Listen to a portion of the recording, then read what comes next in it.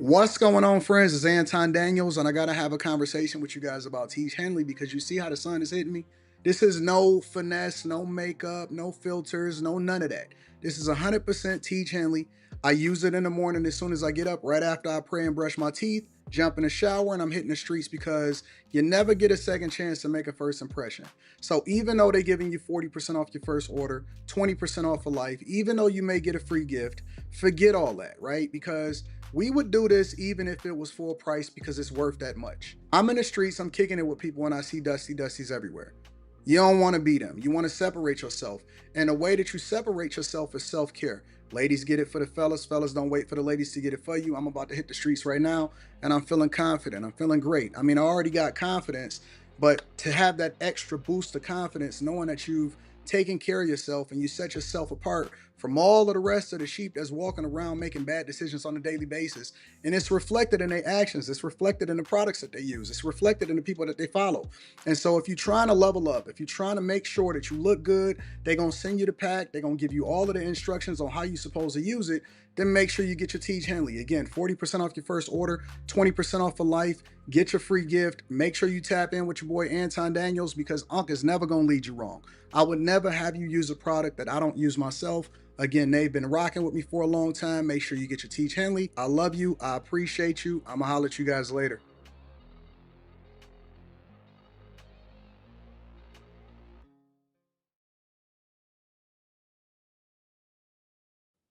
What's going on is Anton from AntonDaniels.com.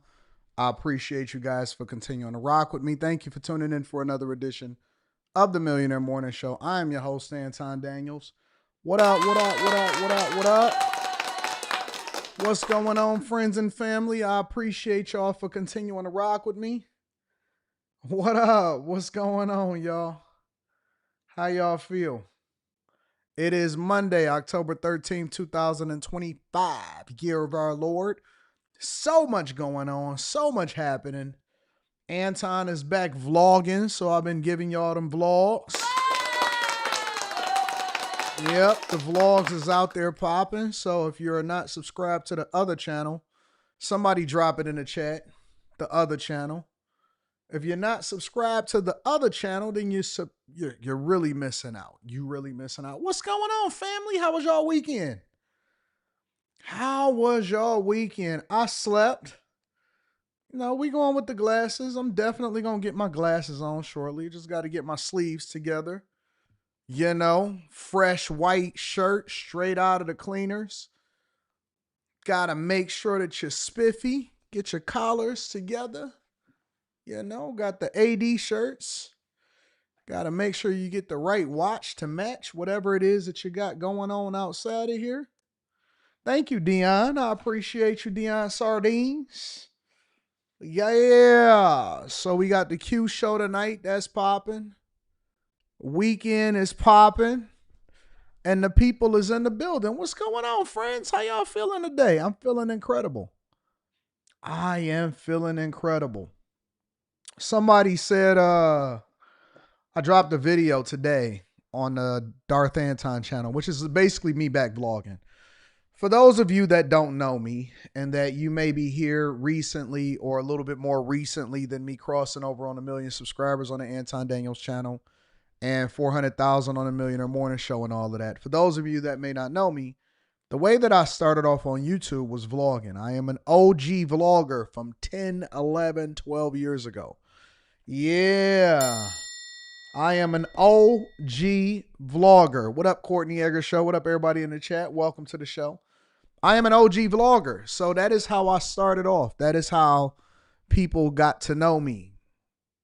I got some skin in the game. Before I started talking about politics and relationships and popular culture and getting love and hate and all of this other stuff, I was a vlogger and I was an explorer, an urban explorer, and I explored different cities, different locations, urbex, urban exploration, all of that stuff. And so I've been documenting my life since the beginning, and I never wanted that to go away. And so that lives on that channel. And when I was on that channel, I was scrolling through the comments because the comments on the vlogs mean the most to me to be honest with you. And when I was scrolling through the comments, somebody said, hey, AD, they call me AD. AD cares about what people think.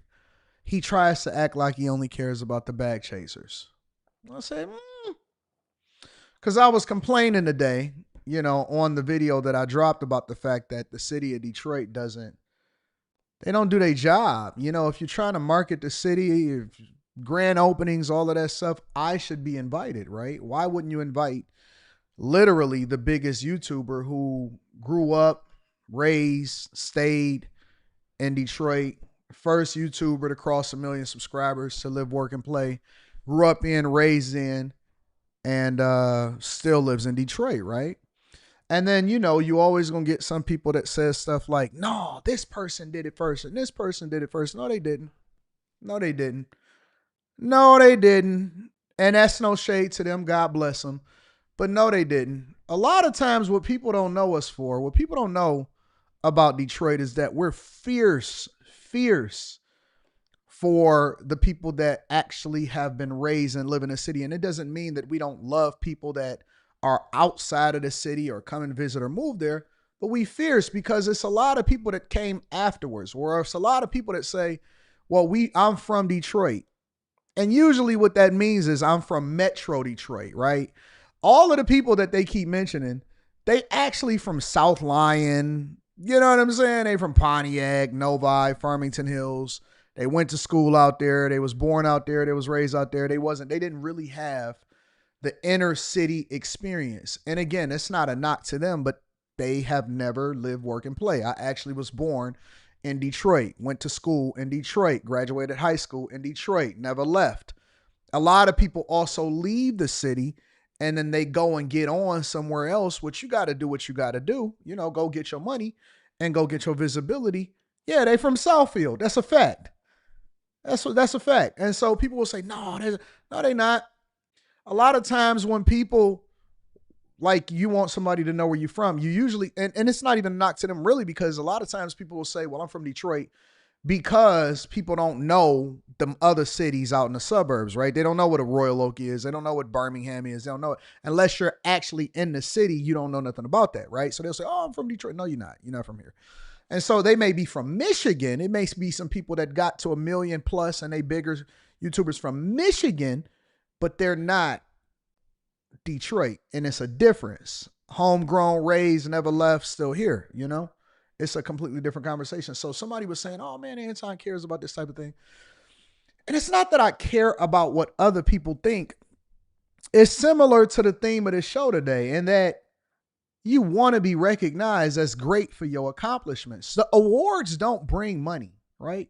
The golden plaque to say 1 million subscribers or 100,000 subscribers or whatever it is that you get, that doesn't translate into money.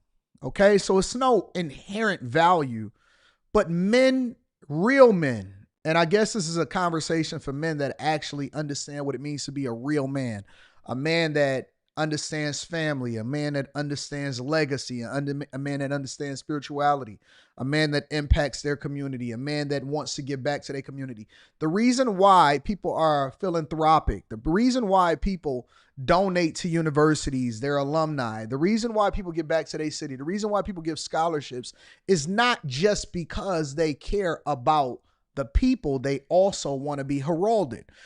I think that this go round for Trump in particular is meaningful for him, right? Because this is his final opportunity to cement his legacy in the minds of those that really never even experienced the Trump presidency, because it's going to be people, similarly to how I talk about the 2008 crisis, is people that never experienced Clinton.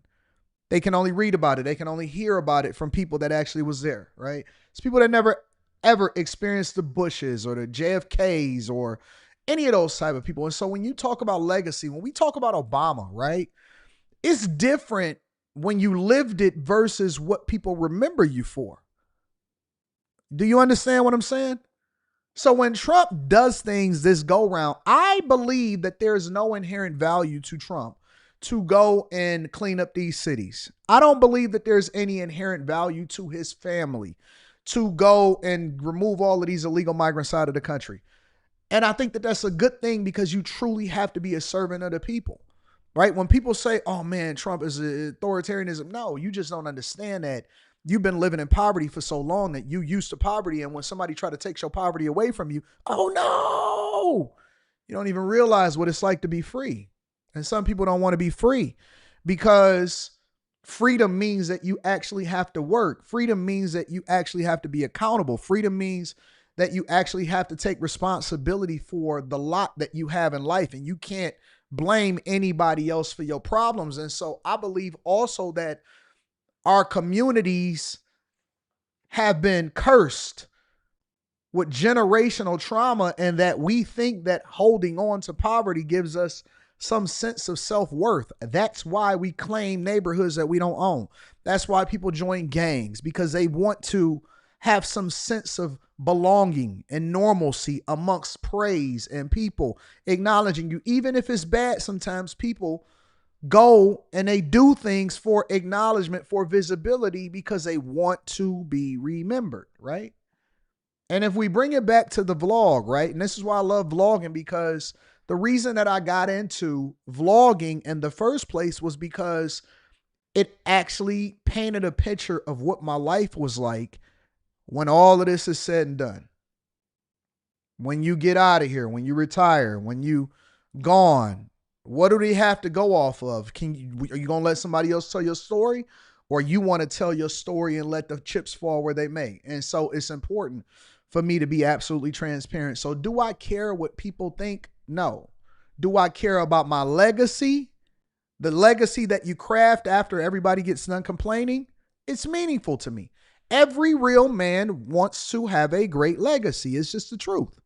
And you should if you are a real man. But if you are a partner in a relationship, or if you're the type of guy that actually looks for handouts, or you're the type of guy that don't necessarily care to cement your own legacy, but you'd rather talk about somebody else's, then you can't relate. You wouldn't understand. You wouldn't understand. So is it meaningful to be meaningful in my city? 100%. I love it because I live, work, and play. I went through and I survived, right? And I lived in the neighborhoods, and I played at the basketball rims, and I seen the destruction, and, you know, we lived through the bankruptcy and all of that stuff. So to see the city thriving now, yeah, of course I would want to be invited to certain events when I watched it, documented it, brought visibility to, and promoted the city when everybody else left. Of course, it's meaningful to me, right? But I'm going to give you another thing, and then we're going to go ahead and get into the show because I see that we got more than 1,000 people in here. Here's the other part of it, all right? I do not believe that you have the courage. And when I say you, I'm speaking to everybody. All these men out here that say that they're great, prove it. I don't believe that you have the courage to live your life like an open book. I don't. I don't believe you have the courage to do so. It's easy to sit behind a keyboard and type it, but it's different to actually be transparent about your thoughts. Because contrary to popular belief, we all have things that people love and hate about us. But the great ones will be remembered not for what it is that people didn't like about them, but for what they stood for. And so in order to do that, you got to give people something to actually cheer for. You got to give them something to hate you for. Every great person in history was hated fiercely and loved fiercely. And when people argue about whether or not they hate you or they love you, for me, that's the true praise that comes along with living your life like an open book and making an impact in society. And your impact could be small, it could be great, it could be whatever it is, but to not be remembered at all and to be meaningless is death to me. It's death to me. At some point, I believe that the great ones get beyond the money. They get beyond the stuff and all of that. That's cool and that's cute. But they care more about the impact that they leave in the places that they lived and the legacy that they impart on people and how they will be remembered. And I don't believe that most content creators are scared to death. Did y'all know that? You love me, Tabby? I love you too. Most content creators are scared to death. That's the honest to God truth. And they're not going to tell you this, but I'm going to tell you this because you know me. I'm going to say what I want to say, and I'm not owned by anybody, and I don't have any allegiance to anybody except for the people that work with me and my bag chasers. Mr. Allen right here is scared to death. You know why? Mr. Allen is probably gay. I feel like I'm hearing that from God right now. Do I know Mr. Allen? No, probably will never run into him in my life. He studied all of my content. He knows all about me, but I guarantee you that he got some skeletons in his closet that he don't want nobody else to know. Now, I live my life like an open book, so it's easy to come and criticize me. And I'm cool with that because I'm paid handsomely for it. It brings more visibility, and this is what I signed up for. But I know for a fact that 98, 99% of YouTubers, why do you think that most people that are content creators create an alias? You know why? Because they don't want you to know who they really are. They don't want you to know where they live. They don't want you to know that they deadbeats. They don't want you to know that they in debt. They don't want you to know that they gay. They don't want you to know that they stupid, that people didn't really care for them and all of that. And so what people do is that they talk about other people, but they don't give anything about themselves because they are scared. Because you're going to find out that they really homeless and that they live with their girl. You're going to find out that they really shower at the gym, right? And it's nothing wrong with going through things in life, but they fiercely scared, but they'll never give you anything about them. Because then you're going to find out that, oh man, he really a piece of shit, right?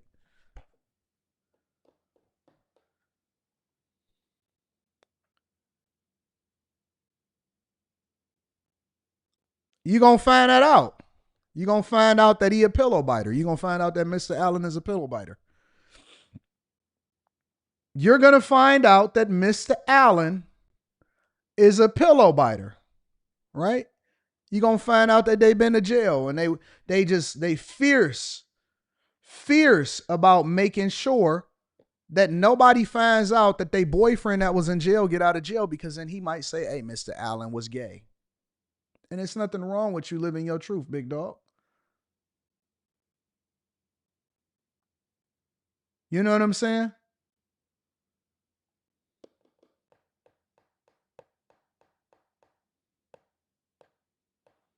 And think about it. They know your stats. They know all your videos. They watch your stuff. They're subscribed to your channel.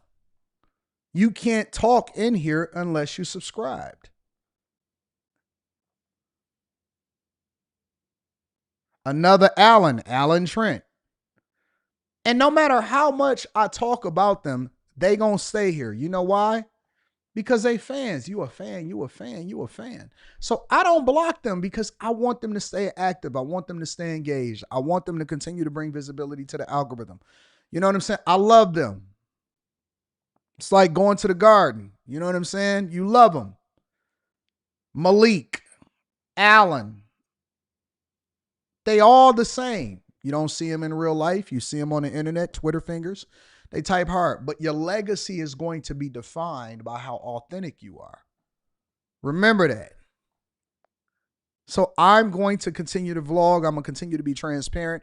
I'm going to continue to show y'all my flaws, my successes, loves, the hates, everything. That's my promise to you. And so now I'm back vlogging every day. I'm excited. I'm excited. And shout out to all of my pillow biters out there. Shout out to the pillow biters. I see you, Mr. Allen. Biting that pillow. Got somebody curled up behind you. You the little spoon. All right, cool. I'm with that. Hey, do your thing, bro. Anyways, let's continue on. First and foremost, I want to give a shout out to Mr. Spencer on Cash App. I appreciate you, bro. Shout out to you, bro. You always holding me down. Spencer Campbell. Thank you, my dog. Thank you, Mike, that dude. I appreciate you also. Shout out to you, big dog. Let me acknowledge some of the early super chatters, and then we're going to go ahead and get it popping with the show. Miss Salah says, What up, though, to the chasers? Quick question, bro. Is it ever okay to give a 1 week notice to your employer? Let's say the new opportunity took a while to process some info and has some immovable start dates. Yeah, give them 1 week and say, I'm up out of here. You don't have to give them 2 weeks. 2 weeks is a courtesy. But if you got to do 1 week, do it for you. You know what I'm saying? Trini Life says, bless up, Anton. Hope your weekend was blessed. It was. I went to sleep at 8:30 last night. Man, I got so much sleep last night. I went to sleep at 8:30. Shout out to Linda. I appreciate you on Cash App. Brian Wong, WNG. Shout out to my Brian Wongs. Christopher Jackson. Thank you. Thank you. Thank you. John Teal. Appreciate you. Thank you to everybody that's holding me down. Chris Cunningham with a couple of them says he's doing a clock it. The Clock It brothers. Yeah, Alan Trent, Mr. Allen, and Malik Two-Turn is the Clock It brothers. Shout out to the Clock It brothers. They call me Mr. Bibb. Says, good morning. I made it to Another Mile song. I'm 55 today, and my daughter is in town, and we headed to the Detroit Zoo. Congratulations, man. It's a blessing to get older. First time in 30 years I took a day off on my birthday. You deserved it. You earned it. What up, Lex? Shout out to Lex. I appreciate you. Brian, the filmmaker, says, you need a film crew? Nah, me? I ain't that Hollywood. You know me, I pick up my phone. I'm like this. This is me. What's going on is Anton from AntonDaniels.com. I appreciate listen, I'm a simple man. I'm a simple man. You know what I'm saying? Thank you. I appreciate you for the congratulations on the 1 million subs. I appreciate you. Equal Opportunity Smoke says, lamest you can do is hate watch another man. No, they're fans. They're fans. It's okay.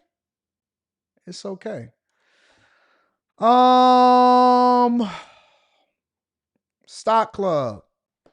Well, I don't know if it's Stock Club. Yeah, Stock Club. Stock Club is this Wednesday for all of the bag chasers. So if you are not a Patreon member, if you're not a bag chaser and you want to rock out with a group of people that's going in the direction that you're going in, make sure you tap into the Patreon. Link is in the description as well as pinned to the top of the chat. Dean Murray, shout out to Dean. Dean says, AD, don't rebuke me. Spirit Box ain't too bad. Man came with bacon and pancakes over the weekend. Just the brown girl in America. Shout out to you, baby girl. I love you. Thank you, babe. Always holding us down. Y'all crazy. Spirit Box. Stop. I'm not even doing it. All right, y'all. Y'all ready to get it popping with the show? All right, let's get it popping. Shout out to my girl, Just the Brown Girl in America. I appreciate you, baby. All right, we got a lot of things to cover today, so we might have a little bit of an extended show, but it's Monday, so dial in and make sure y'all choose up. Ladies, choose up. Ladies, choose up. Ladies, choose up. Let's start off with Trump. All right, this is the hostages being released as promised by the Trump administration, and we're going to dig into it because I want to actually lean more into the liberal networks today, okay? So I'm going to do less Fox News and all of that type of stuff, and I'm going to do more liberal networks because I want to get their perspective on all of this winning that Trump is doing.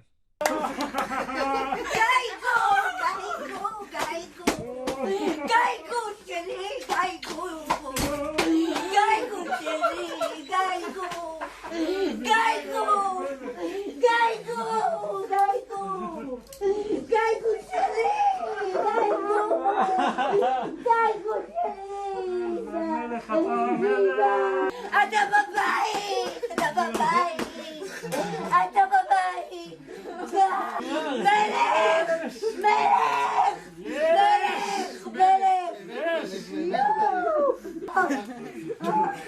זהו, זה נגמר.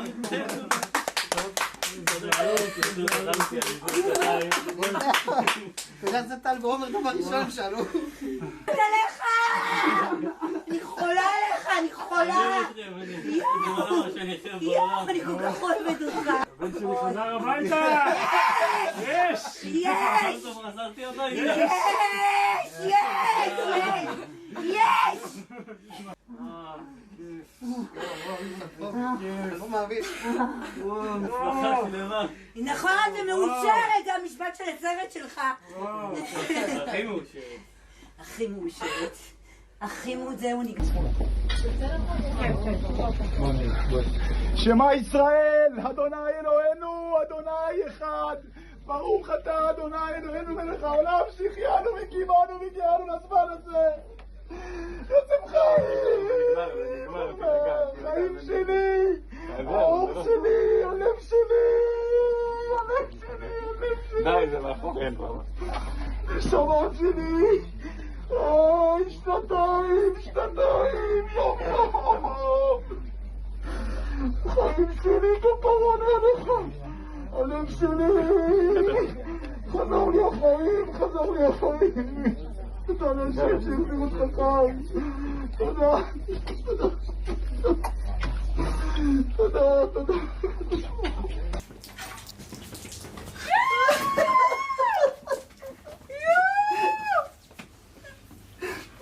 ברוך אתה אדוני אלוהינו מלך העולם שהחיינו וקיימנו והגיענו לזמן הזה.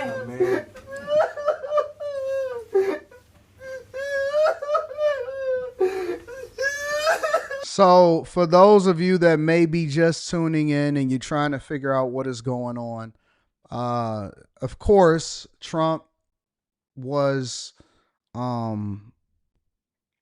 secured last week, Trump secured a ceasefire and a peace deal between Israel and Hamas and via Gaza. And part of that deal was the release of the hostages, the remaining hostages that were still alive. And there were a lot of people that were skeptical about it. And even though Trump had did one of the biggest things, you've seen a lot of people running around with the Free Palestine flags and all of that stuff on the left and all of the liberals, and they was trying to get mad at Republicans and the Trump administration. As a result of it, the Biden administration would never, ever, ever have secured such a deal. Kamala Harris would never, ever, ever secure such a deal. The Trump administration and Trump himself, who deserved the Nobel Peace Prize, and the Nobel Peace Prize winner actually dedicated the award to Trump, which I think he's probably going to get it next year. These are the remaining hostages that were handed over and freed and handed back over to their families as a result of it. Now, there was Democrat after Democrat after Democrat after Democrat that wouldn't give Trump his credit. And they were saying, I believe it when I see it. I believe it when the hostages are freed and stuff. And so this is a very meaningful thing in securing peace and continuing a ceasefire between Israel and Hamas, right? And so while Trump continues to end wars and stop other countries from making weapons of mass destruction in real life, and he's also securing peace in African countries and sending people back to their countries and still championing America first, and at the same time stopping crime inside of the United States of America. He's done all of this in 9 months. He's done all of this in 9 months. 9 months. It is so great that there are people that are wearing Trump hats and MAGA hats all across the world because they are so excited between the peace and people being able to go back to their home countries. And so what you're witnessing right here is the remaining hostages being returned back to their families, and everybody is excited. And I know it's in a different language that a lot of us probably don't understand and all of this stuff, but you can tell the excitement and the sentiment that is happening when people are being returned back to their families.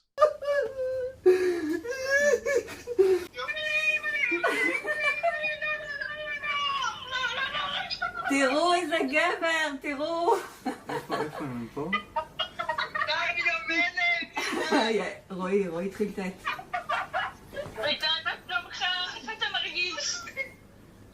אני בסדר, מה את בחר? אני הכל טוב.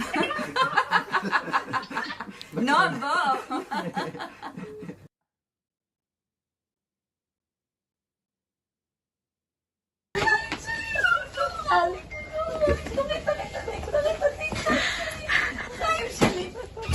חיים שלי, אתה חיים שלי.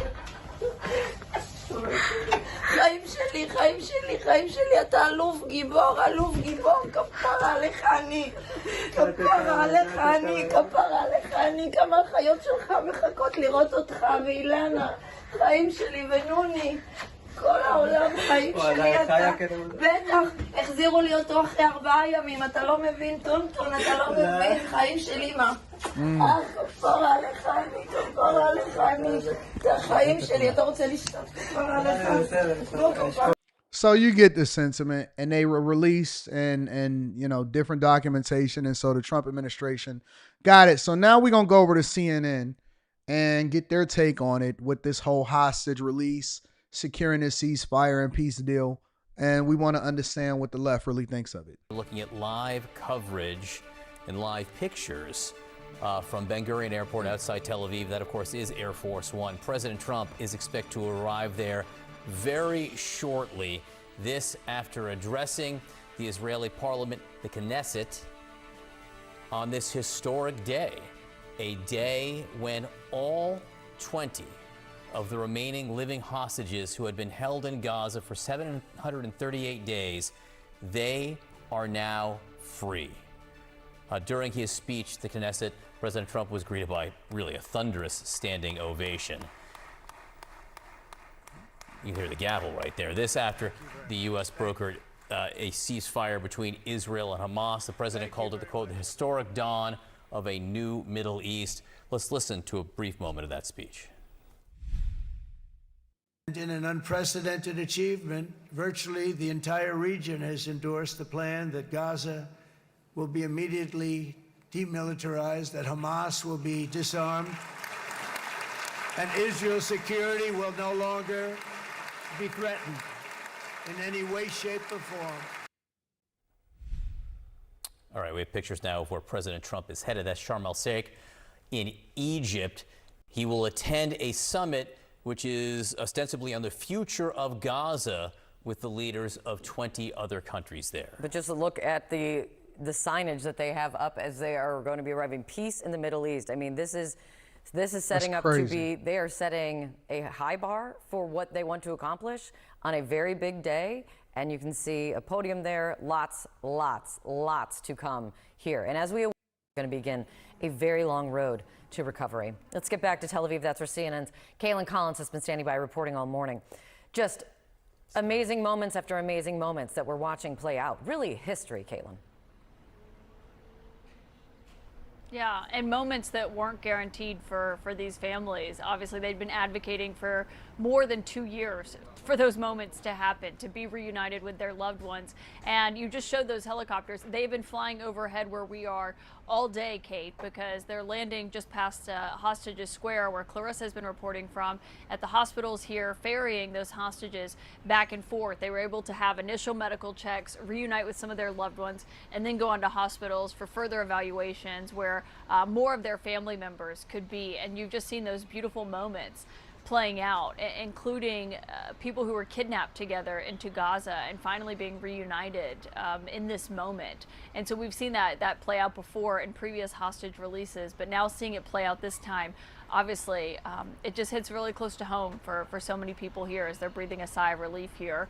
And on the political front, the president just spoke about this, getting all these hostages home as he was addressing the Israeli parliament here. And now he is headed for the airport. We're waiting for him to board Air Force One before he heads to Egypt to go to Sharm el-Sheikh. We have full coverage across the region as we are watching those moments. And I want to go to CNN's Jeremy Diamond. And obviously, Jeremy, we just talked about those emotional moments. And you're exactly where all of these hostages are being brought after they are released onto Israeli soil. Yeah, that's right, Caitlin. We have another helicopter that just landed here. We saw at least one of those newly freed Israeli hostages getting off the helicopter and then walking on his own 2 feet towards these buses that are waiting here. There are crowds of Israelis as well that cheer every time they hear one of these helicopters coming in, once they see the buses passing as well. Moments ago, we saw a couple of the other hostages who just arrived here at Sheba Hospital. One of them got out of the window and started waving to the awaiting crowd. obviously for their families, we know the anguish that they have been through for more than 2 years, the incredibly emotional reunions that these are. But just think about the emotions that the former hostages themselves are experiencing right now. They have spent more than 2 years in incredibly isolating conditions. Many of them have been kept in tunnels, deep underground, have not seen the sun for months and months and months. And now they are finally being reunited with their families. They're back home in Israel for the first time. They're seeing sunlight. They're seeing their fellow Israelis. It can be incredibly overwhelming for these newly freed hostages. I can tell you that personally from having spoken with many of them, many of those who were released in the previous ceasefire and hostage release deals. And you can see right here, actually, if we pan over briefly, these are the buses carrying one of those newly freed hostages as they arrive here at Sheba Medical Center. And these scenes have been playing out all day. We expect at least one more helicopter to arrive here at Sheba Medical Center. 2 other hospitals in Tel Aviv have also been receiving hostages and have been prepared for this very same scenario. So basically, we're on a path to world peace. And Trump is not only getting results here inside of the United States of America, but he's also getting results across the world. MSNBC. I've been watching and people been sending me footage from MSNBC, CNN, ABC, CBS, all of these different networks that is basically forced to praise Trump. Some of them, they are hurt as a result of it. Some people that are being interviewed, they are in shambles that they actually have to give Trump some credit and that they can't keep hiding behind these fake narratives that's been made up about him, saying that he's some kind of dictator, that he wants to ruin the world, that he's trying to destroy everything. Meanwhile, Trump is working tirelessly. We've seen him almost every single day of his presidency. We've seen him almost every single day of his presidency. We've seen J.D. Vance. We've seen Trump. We've seen Marco Rubio. We've seen RFK. We've seen Scott Bessent. We've seen them working and being so transparent about what is happening and what they are working on and what they're going to do and what they're executing on, that now he only has one more hurdle to clear. If he clears that hurdle, Democrats is going to be in shambles. Democrats may not get any control of any three branches of the government. Democrats may not have control of any of the branches of government if he's in his presidency secures this whole Ukraine-Russia situation. If he gets this Ukraine-Russia situation done, it's over for Democrats. That party is done. They're going to be nothing but talking heads. They're going to be nothing but a government taxpayer subsidy in that we paying a salary. They just going to be there just for the sake of being there. It's no point even in being there. It's going to be over. If he's done this in 8.5 and 9 months, imagine what's going to happen over the next 4 years. If he secures this whole Russia-Ukraine situation, they will literally have zero to talk about. Black people is already turning. They already turning on the Democrats. Black people in mass. Over in Memphis, man, I get sent at least 15 videos every day. And so I'll pick 3 or 4 and then I'll do a reaction video to it and post it on the Anton Daniels channel. I get sent at least 10 to 15 videos every day from people over in Memphis saying, you know what? I didn't really like Trump because I was told not to like Trump, and I wasn't really for him coming over here and trying to squash things that's happening over here, but I've been able to sleep. And my kids can play now. And I can't believe that I'm out here and I'm just having a good time and ain't nobody died and I ain't heard no gunshots and no sirens has been in over the last week and a half, 2 weeks. And one by one, they are turning. One by one, they like, you know what? It is better over here. It's safer. We ain't got to worry about nothing over there. Now, you still got to go to work. You still got to feed your family. You still got to pay your child support. It don't stop that. It don't stop that. You know what I'm saying? He can't fix your whole life, but he's creating the environment that allows for you to be able to thrive. And fundamentally, all right, we're going to go into the next story. But fundamentally, I want you to understand this, that the difference between Democrats and Republicans, because I know that it's a lot of people that don't understand it. You are Democrat because that's the way that your parents told you to vote. That's the way your girlfriend told you to vote. That's the way your uncles have already voted. That's the way your mama raised you to be. And it's not your fault. It's not your fault, right? You are Democrat because that's just the way you was programmed to be. You don't understand the difference between the parties. And no matter how much demon activity and liberalism that they have showing you in front of your face, you keep on pretending like, you know what, but it's Kamala Harris. Listen, bro, these are people that are the biggest proponents for the things that you don't want for your kids. And that's the thing that you got to think about. The difference between Democrats and Republicans is fundamentally this, all right? Democrats want more government control. Democrats want to tax you more. They want to ultimately restrict innovation. And they want to continue to control how you vote by disabling your options and tying you to the federal government. Republicans, and this is on a fundamental level, even if we rule out wars and all of this stuff, Republicans want smaller government, less taxes, less property taxes, no property taxes. I just listened to DeSantis say that property taxes is theft. Taxing other countries to do business inside of the United States of America so that we can have reduced taxes, more opportunities, and then you be able to make it on your own. You shouldn't have no handouts. Free you, allow for you to run, make sure that you're not breaking the law and committing crime and ruining your communities and doing whatever it is that you want to do and have the free. Even if you want to, listen, I know that Mr. Allen is in the chat. I know that Malik Two-Turn. I know that Alan Trent. I know that they pillow biters. Guess what?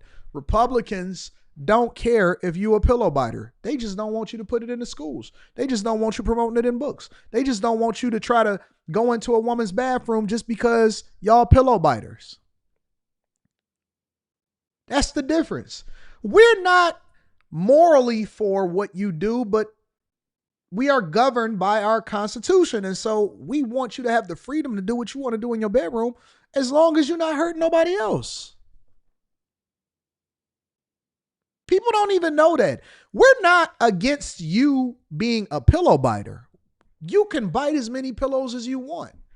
We're against you going into another woman's bathroom pretending like you a girl.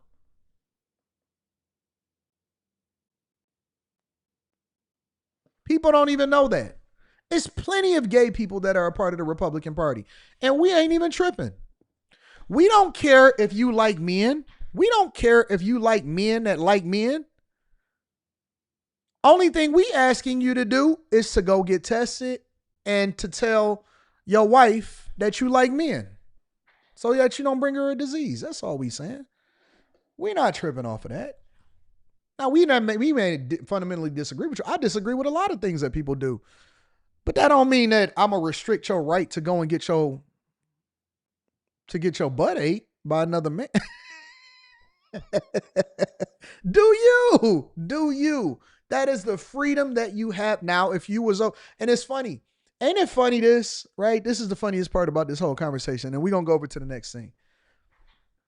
Isn't it funny how hypocritical it is, right? And this is the hypocrisy that comes along with it. These people will be against Trump and conservative values, right? Right? And then they'll advocate for illegal migrants in places that don't even agree with what you do and what your lifestyle is. If you went over into another country that you're advocating for against the Trump administration and Republicans and conservatives, they would stone you.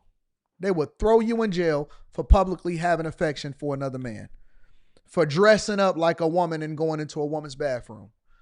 For your views and the things that you believe, and this is how you know they got Trump derangement syndrome, they would actually jail you and probably kill you publicly, depending on which country you go to. And that's across the board.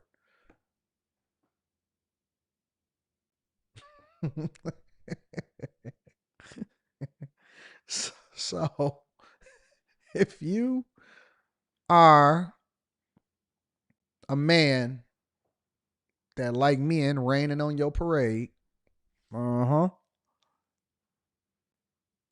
on over to the conservative side. We not trying to restrict your freedom. Bust it down for a real one. That's your right. It's your right to be able to bust it down throw it back. Throw it in a circle form. Do your thing. Just keep it out of our lives. Keep it out of our books. Keep it out of our children's lives. And ask for forgiveness.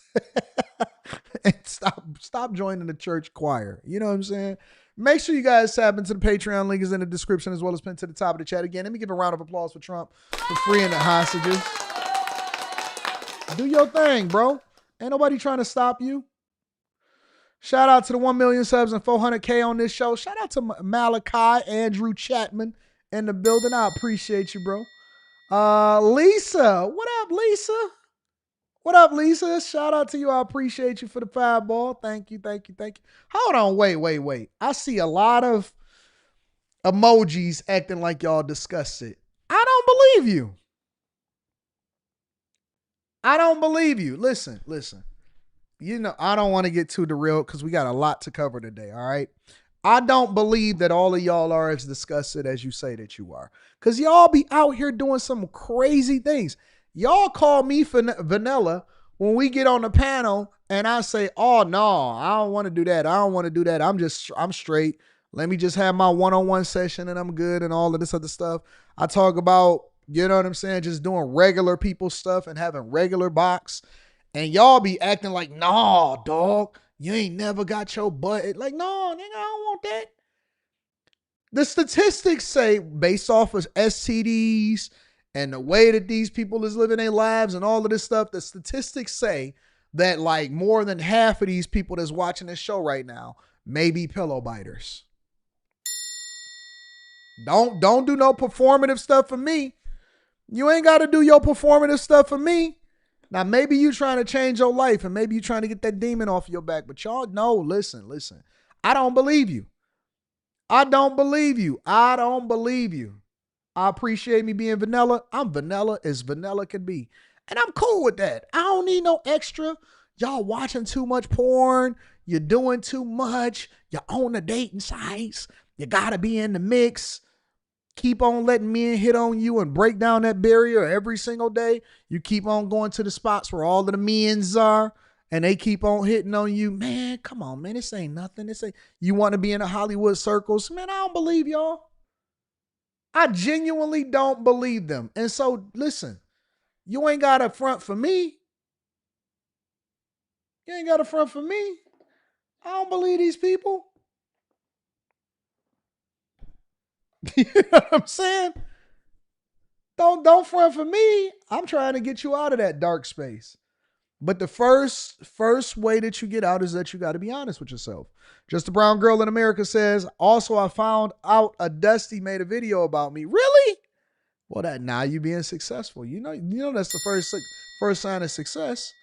This is good, right? And it was hilarious mess, but I remember what you told us. Don't punch down. Never. Ever. Kids are relevant too, says Anton. Whatever it takes, do not get weary in well doing. You're an amazing young man. Lord bless you and love your lovely family and your lovely family. Thank you, my friend. I appreciate you, Mr. Hunter. What up to Mr. Hunter in the building? Papado says, this gives me hope for Americans. If those folks can give peace a chance, so can we. They've been fighting for over 3,000 years. I believe that Trump is going to go down as the greatest president in our lifetime. Honestly, I genuinely believe that.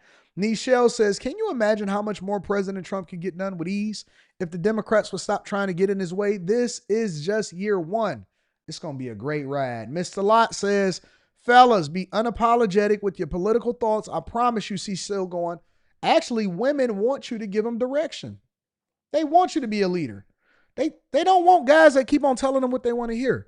Promises made, promises kept. Trump is the greatest president of all time. Hashtag MAGA, says Mr. Joe. Chris, what up, Chris? Says, Anton, I just turned 30 today.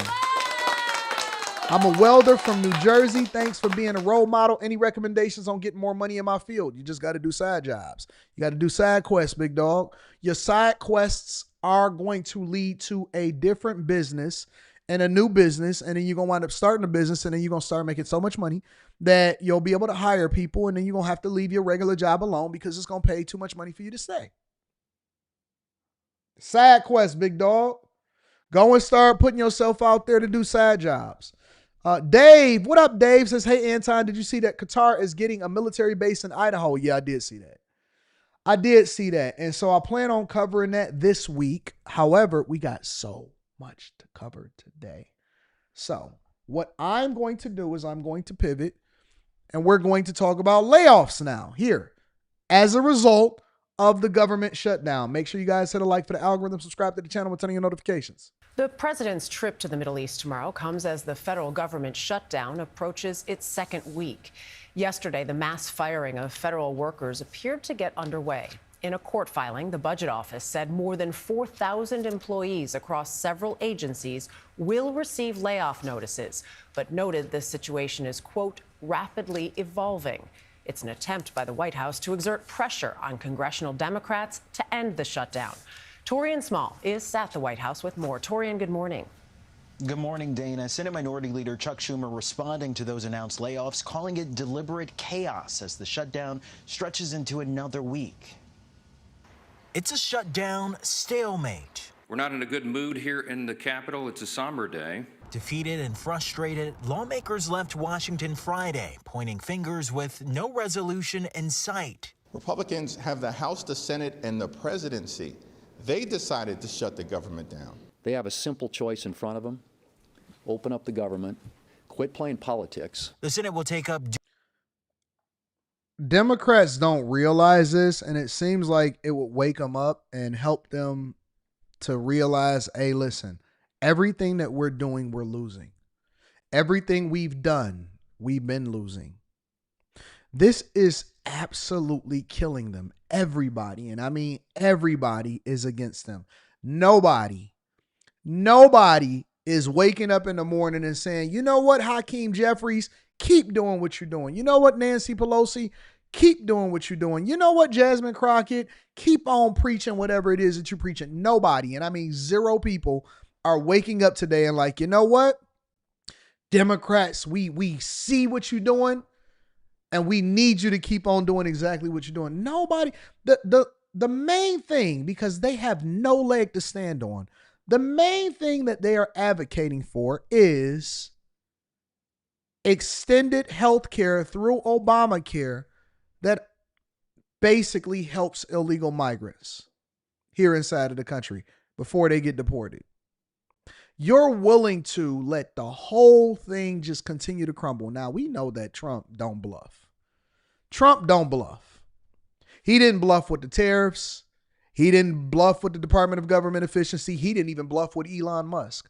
What makes you think that they're going to bluff? He warned you. He said, listen, y'all don't really know it, but if this thing goes into shutdown and it starts to go past week 1, people are going to start losing their jobs. Now, you can fight for it after we reopen up the government. You can try to get them back from layoff, but I'm telling you, people are going to start losing their jobs. Now, conversely, what the Trump administration has used, he's directed the use of the revenue from tariffs to be used to pay military members and other essential workers that we need, critical for the United States of America.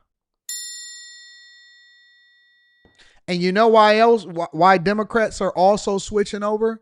Why people that used to support the Democrat Party are switching over?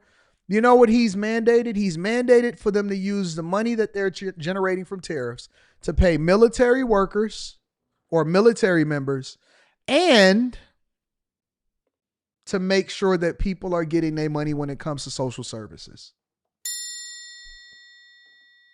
So wait a minute. He wants to make sure that the poorest amongst us are getting theirs and the people that protect the country are getting theirs.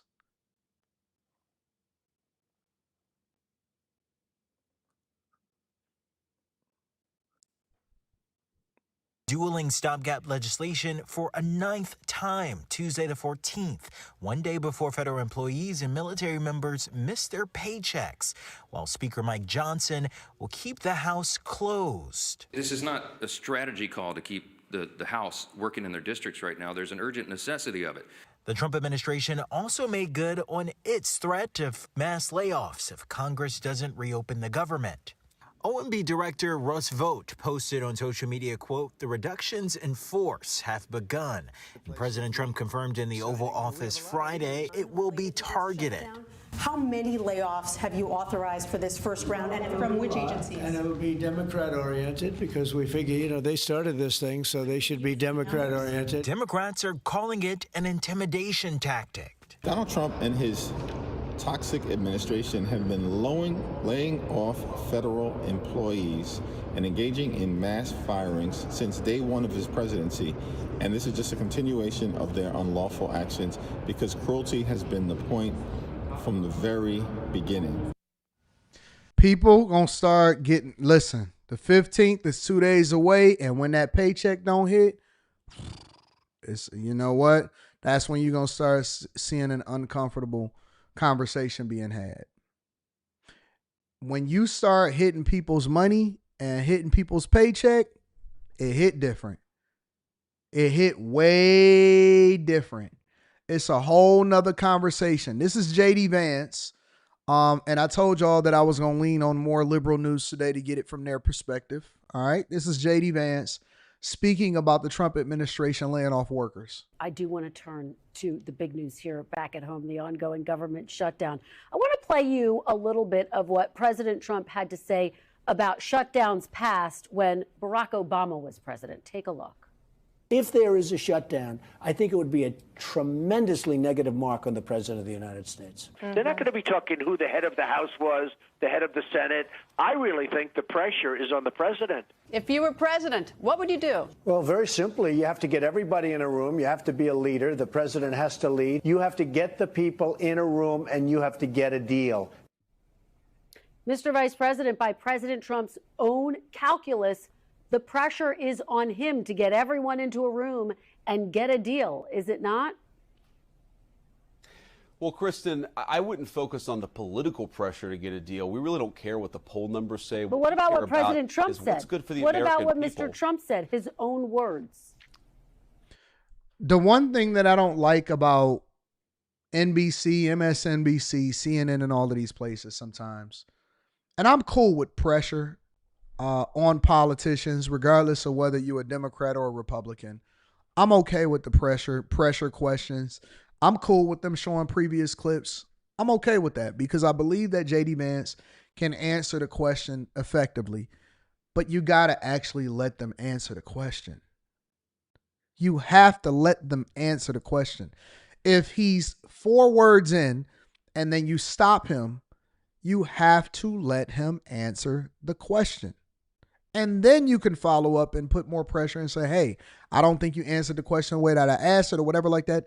But you got to let him speak. You got to let him speak. Well, Kristen, the president was talking back then when Barack Obama was president about the political realities. We are focused now on the governing realities because we're in power and we're trying to make the American people's government work for the American people, despite the fact that Chuck Schumer and the Democrats have shut down the government. Yeah. We have to step back and remember, Kristen, that there is a clean bill to open the United States government. The vast majority of Republicans and even a few moderate Democrats voted to open the government, but it's Chuck Schumer and the far left of Senate Democrats who have prevented this government from reopening. Now, you talk about negotiation. We're happy to negotiate about any matter. We're happy to talk about health care policy, but not while the government is being held hostage, Christian. This is not abstract. This is not something that's pie in the sky. There are low-income women and children who will not get the food benefits they need to feed their families unless we reopen the government. We're trying to figure out how to pay our troops in the midst of this shutdown to keep our country safe and to make sure that our troops get their payments. We have got to reopen the government, and the president is committed to this. In fact, we've got a bill in the House that already passed the House. We want to make sure that that bill passes the Senate, but not so long as Chuck Schumer allows the entire country to be hijacked by a few far-left senators. So what J.D. Vance is saying is similar to what everybody is saying, is we want to let them continue to negotiate and have a different conversation, and we want to continue to push forward with our agenda, and we want to debate fiercely, but we can't do it while the people is shutting down the government. And so if they're using this, because let's be clear, the Republicans did not do this. They did not do this when Biden was in office. And that's the key. Republicans did not do this while Biden was in office. They did not use what it is that they wanted, even though we were losing as far as, and I wouldn't even say losing because I think that they stole that election, but that's a whole nother conversation. Even though we did not control the presidency and all of this stuff, you know what? They still let them get the CHIPS Act passed. They still let them keep the government open, even though it was threatened to be closed over 13 times. They still let the government make sure that it funds whatever it is that it needed to be funded. They was trying to leverage it in order to pass reconciliation. They was trying to leverage it in order to make sure that they kept funding illegal migration into the country. And they tried to make it seem like, oh no, this is part of a bigger bill and all of this stuff. No, it wasn't. No, it wasn't. And so the Republicans allowed for things to continue to go, the government to continue to be open while they pushed and they tried to negotiate, and then they just changed the dynamics of things by winning in the next election and controlling all three branches. But we still need 60 votes in order for us to keep the government open. So now, because the Democrats are absolutely getting destroyed and they don't have a leg to stand on, and come midterms and the next election, they won't have anything, and I mean nothing, to be able to stand on as far as how they can say that they've done well over the last 2 to 4 years. They're using this as leverage in order to try to get something off so that they can try to say that they got a victory, and they need to keep the government open. That's a the most basic fundamental thing that the Congress is supposed to do is to keep the government funded. Everything else comes second.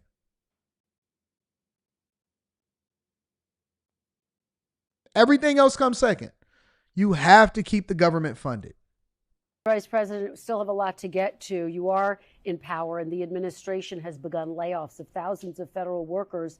And yet, during the 2019 shutdown under the first Trump administration, which lasted 35 days, no federal workers were laid off. Why are these firings necessary? Well, I just think it shows the different priorities of Democrats and Republicans in the midst of these shutdowns. You really have to ask yourself, who do we care more about? Federal bureaucrats in Washington, D.C., or low-income women getting the food benefits they deserve, our troops getting the payment they need, flood insurance across the Southeast in the midst of hurricane season? But laying people off is a priority. We have to lay off some federal workers. Kristen, if you would let me finish. We have to lay off some federal workers in the midst of this shutdown to preserve the essential benefits for the American people that the government does provide. So we don't want to be in this situation. We don't want to be laying off federal workers, but the Democrats have shut down the government. They have forced us to choose between American citizens and federal bureaucrats. We're choosing the benefits, the critical services that benefit our American citizens. So I think that that's a fair answer.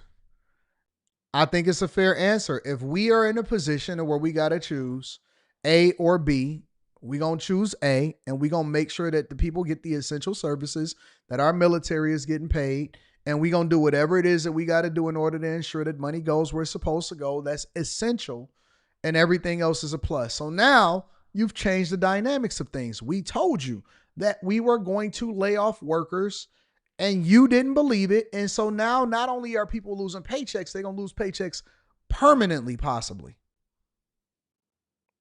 Let me spin the block really quickly. So before we go over into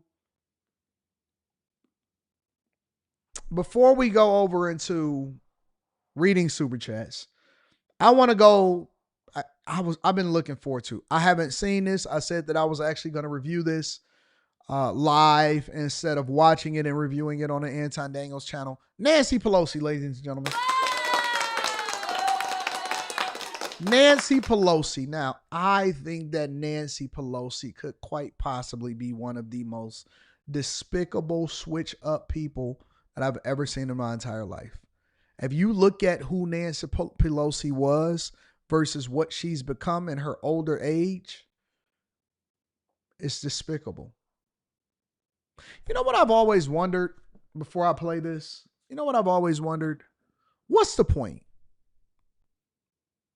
I understand when younger people do crazy things because younger people are ignorant. You know what I'm saying? Like they make decisions and they do bad things because they don't know any better about what they should have been doing, or they have this short-term mentality mindset, right? So a lot of people think that you got to do whatever it takes in order to be able to get visibility. We got to do whatever it takes in order to be able to get the position. Or we got to get the money or whatever.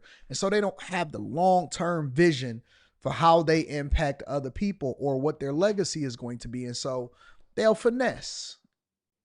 They take shortcuts. They finesse. They'll do whatever it takes to maintain power, so on and so forth. But when I look at older people a lot of times and they know better, but they still stuck in their ways, right? You look at a Nancy Pelosi. Let me see how old Nancy Pelosi is.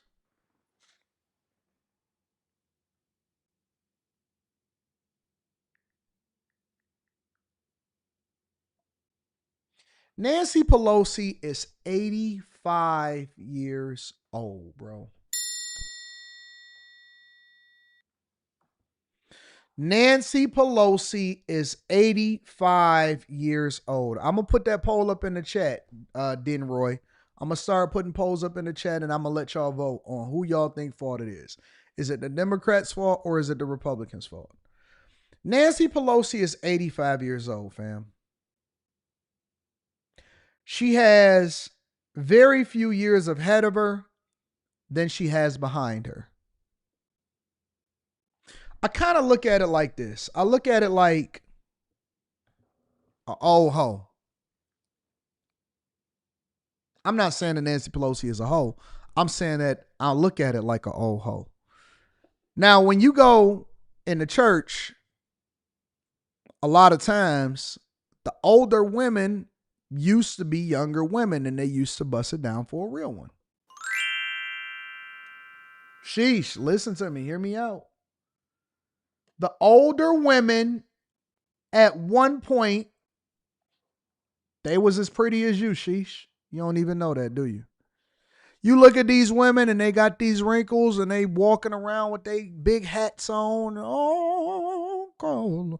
And they singing they old Negro spiritual Christian songs. Wade in the water. Wade in the water. You know, they singing a song. They listen to their spiritual stuff. They listen to their Fred Hammond. They got they, you know what I'm saying? They Canton Jones. They put on Shakira and all of the other different gospel singers, and they praise God. Oh, hallelujah. A lot of them are former hoes. You can't imagine it because you, bruh, let me tell you something.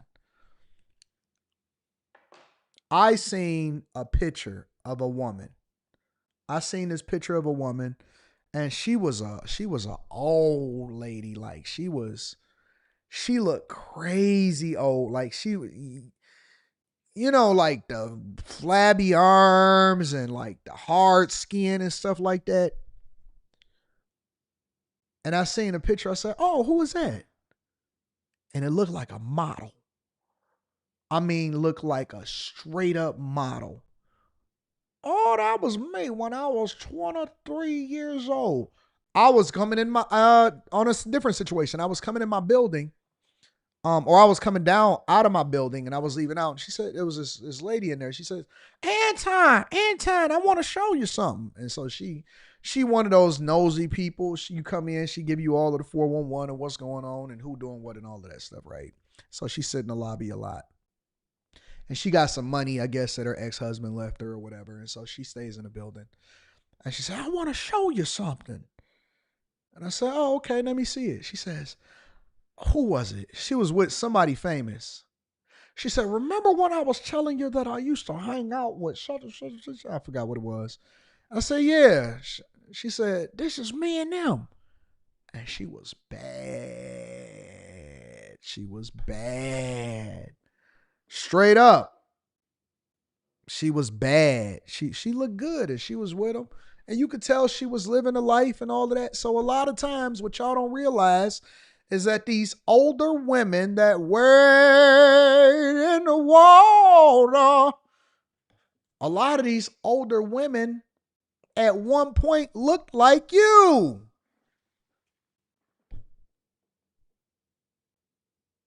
They looked like you.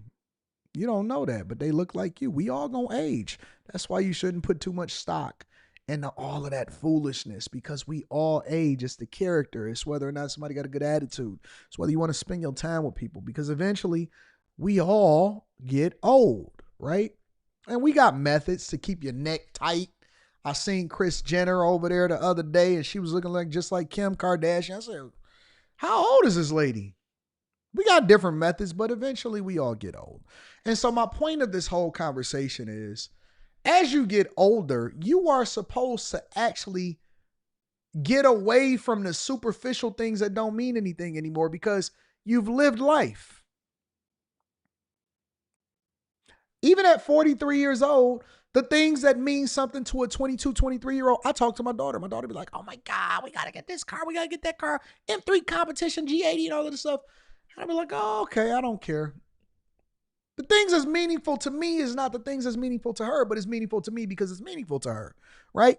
But as you get older, you care more about impact, doing the right thing. You care less about whether or not people like you or dislike you. You just focus on doing the right thing. So when I see a Nancy Pelosi and she's standing on this foolishness, and it's completely different from what she knows the right thing to be, because she said what the right thing to be is before. At 85 years old, I have to ask myself, why? Why? Why is she standing on business when it comes to something that you shouldn't be standing on business on as an 85-year-old woman? You understand what I'm saying now? It's like, listen, all right. Are you still worried about the same thing that Jasmine Crockett is trying to get off? Because I understand Jasmine Crockett. She is a young firecracker. She's for the streets, all of that stuff. And so she's going to try to get her stud off. Nancy Pelosi shouldn't be trying to keep the government closed using the same talking points as Hakeem Jeffries and Jasmine Crockett and AOC and all the rest of them. Her fight should be different. She should actually be doing something productive for the people. Why do we care about what Nancy Pelosi's net worth is? When you get 85 years old, does it really matter what your net worth is? Younger people care because they think that that's what makes them great, right? That is what, and I'm getting into the video. Let me just cook for a minute. Younger people care because they looking at all of the things that they can do and all of the different chicks and all of the different dudes and where they can travel and all of this stuff. But by the time you get to a certain age, you don't care anymore. You just want to have a good life. You want to have peace. You want to have fun. You want to be, you want to make sure that your children and your grandchildren are okay. Why does $300, $400, $500 million, $1 billion matter to somebody that is 85 years old and you can't take it with you? You understand what I'm saying? Like, everything you do at that point should be for the love of the game. If you good enough to where you can live whatever life you want to live for the rest of your life, I can't imagine wanting to still stand on doing unthinkable things to make that type of money.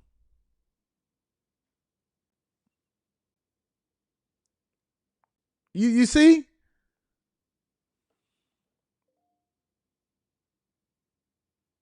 We are 8 days into a government shutdown that has no end in sight.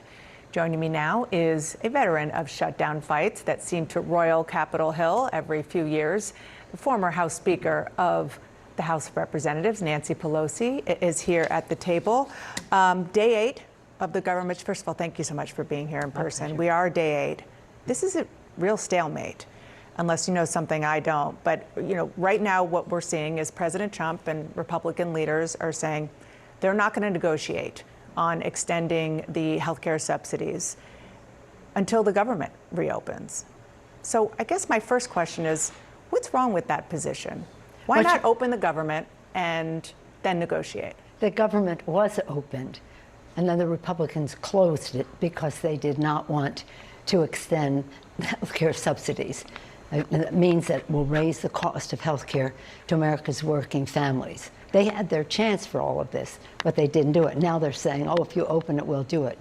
I don't believe that, but nonetheless. Here's the thing. The reason that the government is shut down is because the Republicans have insisted on taking down the subsidies, also Medicare, Medicaid, all of that, food for children, hundreds of billions of dollars for SNAP, to give a tax cut to the wealthiest people and the wealthiest corporations in America. They're literally, they have, I've been doing this long enough.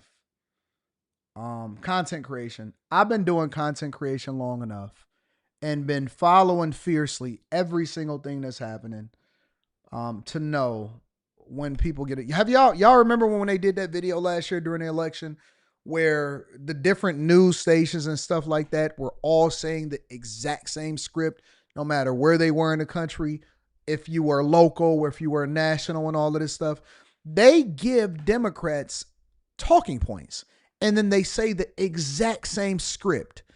And they say stuff like fascism and they program it into you, and authoritarianism, and they say giving tax cuts to the wealthiest and pay your fair share. All of those are literal talking points from people that are producing talking points for them, and they spread it amongst all of the Democrats. And so they can't say anything outside of that. They use the same talking points. Hakeem Jeffries say the same thing as Nancy Pelosi. They say all the same things, bro. You don't expect us to say, okay, we'll agree to you're giving a tax cut to the richest people in America and increasing the cost of health care to open government. It's going to be up to them. They shut down government, and they're going to have to open up government. They have every shutdown since the 90s, when I've been around anyway, has been a Republican shutdown. I understand what you're saying about where the differences are, and they are very big. They are voting yes on what we say here in Washington, a clean CR, a bill to keep the government running for 7 weeks, and Democrats are voting no, and for the reasons you just said. So how are they shutting down the government? First of all, it isn't a clean CR. Okay. So let's not... And I can appreciate these liberal networks putting pressure on these politicians. Relate to that. It's not a clean CR. What do they have in it? Going into that. The point is, Democrats who created Social Security, Medicare, Medicaid, the Affordable Care Act, all of that, are now being asked, reject that so we can give a tax cut to the rich. We're not doing it. And it isn't a question of, well, let's come back together so we can discuss it. That isn't going to happen. They had that chance. Now they just have to open government with it as a stipulation. So how do you get there? Would it be the president saying he's willing to engage in negotiations? Is it, what do you actually need tangibly to get there? Well, let me just say I'm so pleased with Hakeem Jeffries and the role he's playing for our House Democrats, Chuck, of course. But here's the thing. Everything important springs from the people. The public knows that this is wrong for them. This is a kitchen table issue for them. This is a kitchen table issue. They want costs lowered. The Republicans are raising the cost. And this is, our members have been all over the country spreading the word. Lincoln, public sentiment is everything. With it, you can accomplish almost anything. And that is what we were doing. They're going to hear from their own constituents that government has to open up under these conditions.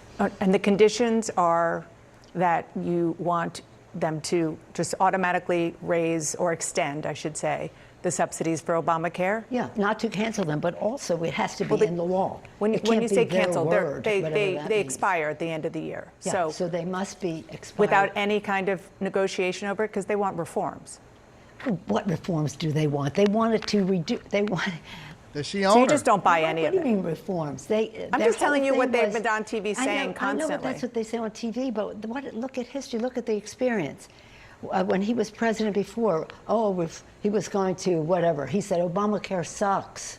That's what he said. Obamacare sucks. It's not about reforms. We're all interested in reforms all the time. The subsidies are a reform. Under Biden, they are an improvement over the Affordable Care Act, and I'm very proud of the Affordable Care Act and the reforms.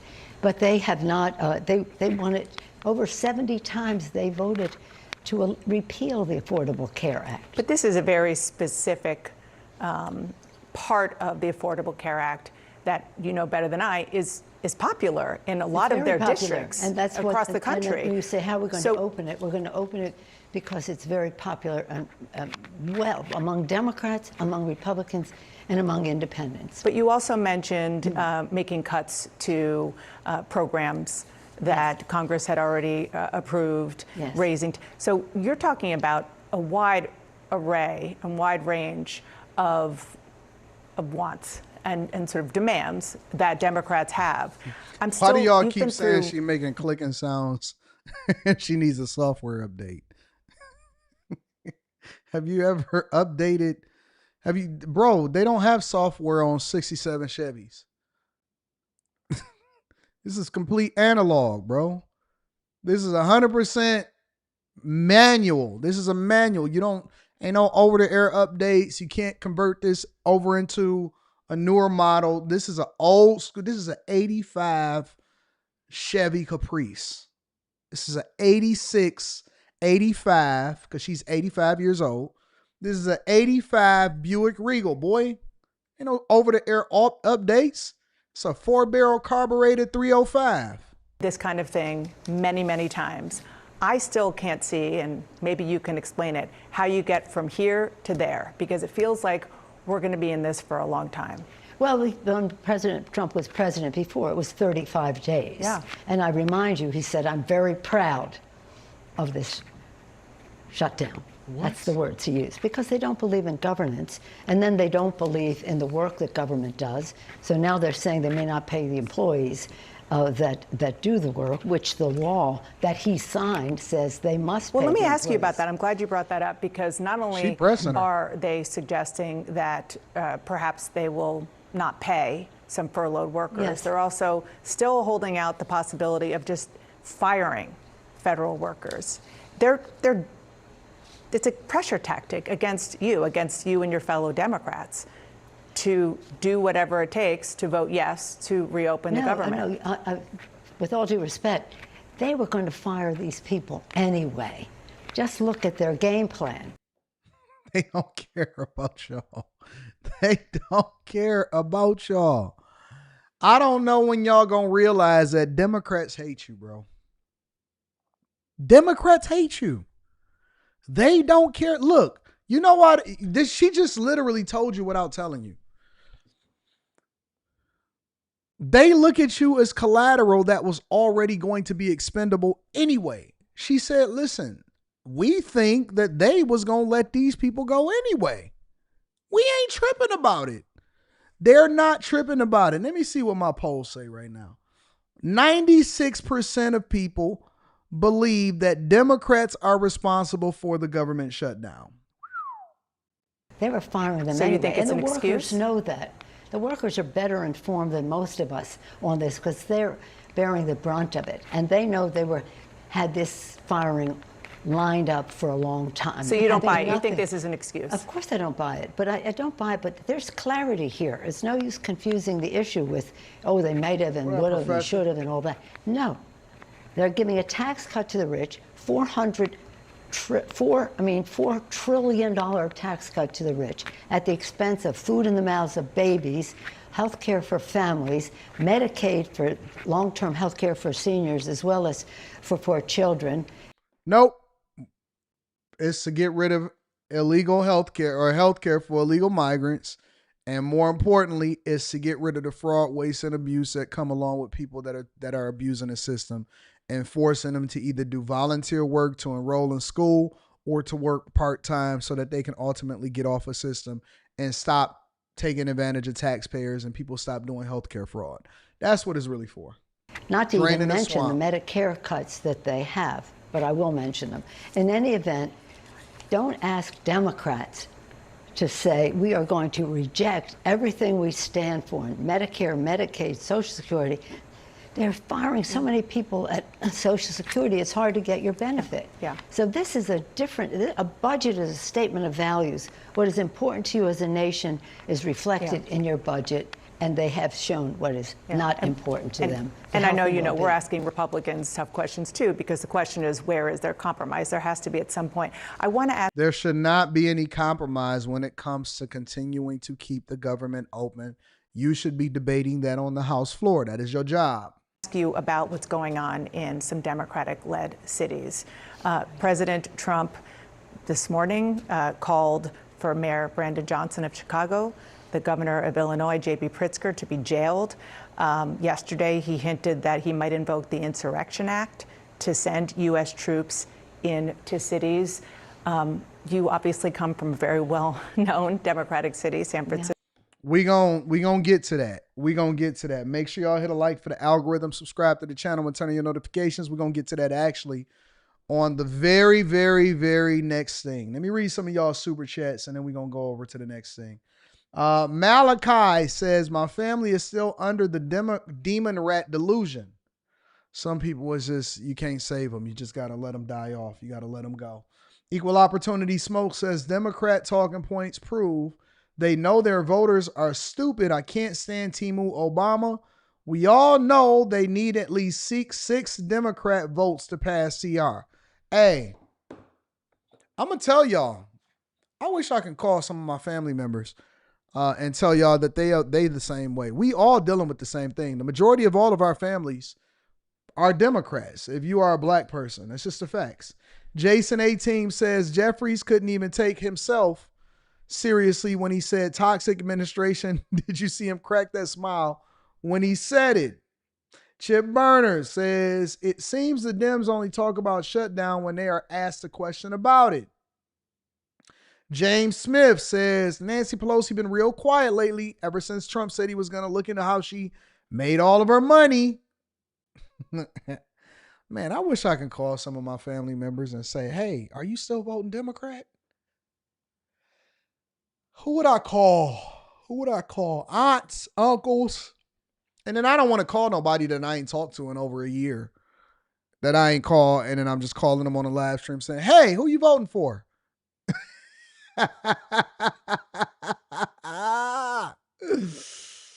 Oh, no, I don't want to do that. I don't want to do that. I don't want to embarrass my family like that. I don't want to do that. I don't want to do that. I ain't trying to make my people look bad out here in these streets. It said, call someone, please. No, I can't be calling nobody. I would have to call somebody new, somebody that y'all ain't heard before. I would have to call somebody new, somebody that y'all ain't heard before. And I can't think of anybody off the top of my head that I would want to call because I don't. Listen, I'm not the talk everyday person type of guy. I'm not the call and a check on you or any of that type of stuff. You know what I'm saying? I'm not that. But I would want to call like a guy, like an uncle or something like that and say, man, what are your thoughts on this whole situation? Let me see something.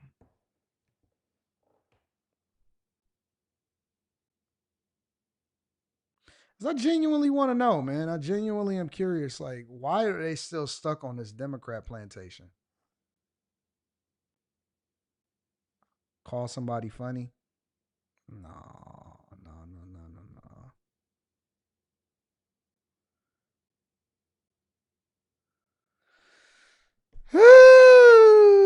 Y'all about to start getting me in trouble with my own family. Let me see. Let me see who in my family. And they got work. They got jobs and stuff too.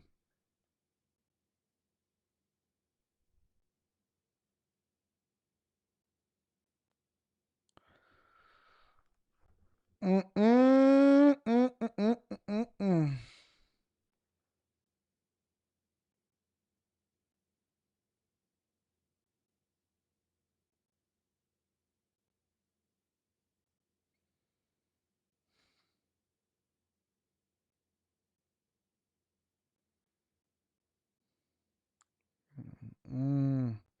I ain't talked to some of these people in so long.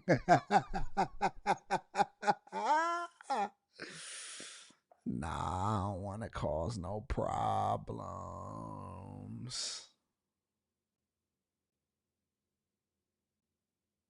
Did y'all know that, and I'm scrolling through this and I'm looking at this right now. Did y'all know that if you block somebody but you don't remove them out of your phone, it puts a little circle slash next to their name?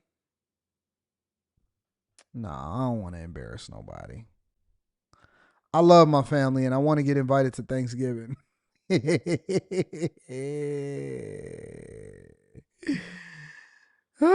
want to get invited to Thanksgiving. Plus, people got jobs, man. People got jobs. They got stuff that they got going on. I don't want to cause no problems. And they don't have this phone number. They don't have this phone number. So, anyways, make sure y'all hit a like for the algorithm. Subscribe. If I think of somebody that would be willing to talk about it, then maybe I would call. Listen, bro, I got some very, very,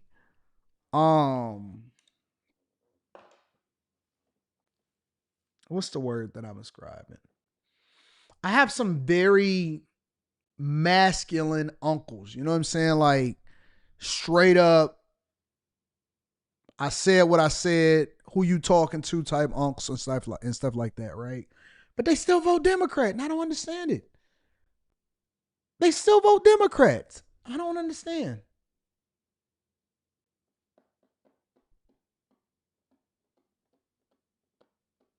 I don't get it. I don't get it. I don't want them to say, I was watching your show. I don't know why you decided to call me. Phone a friend. Call a celebrity. You want me to call a celebrity? Oh my God. Why are we doing this? Call a celebrity. On a live stream? Call somebody like well known or somebody half known.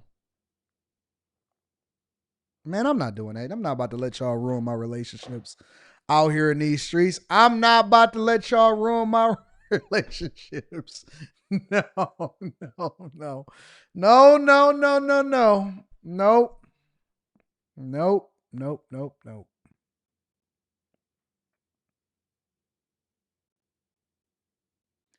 I'm not about to let y'all ruin my relationships.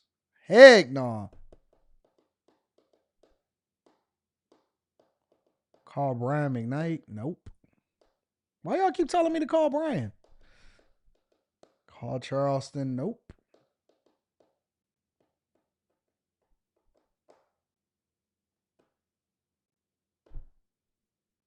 I'm not about to let y'all ruin my relationships. All right, y'all. Let's make sure y'all hit a like for the algorithm. Let me think about it. Let's talk about this. All right. Since we're talking about protests, like I told y'all that we was gonna go over to, let's go over to Chicago and see what's happening with the protests. Make sure y'all hit a like for the algorithm, subscribe to the channel, and turn on your notifications. Oh, there we go. We see police rushing forward to grab some folks. Rushing forward, pushing folks to the ground. People collapsing on the ground. As people are forced back as they execute an arrest. Arresting someone from the crowd.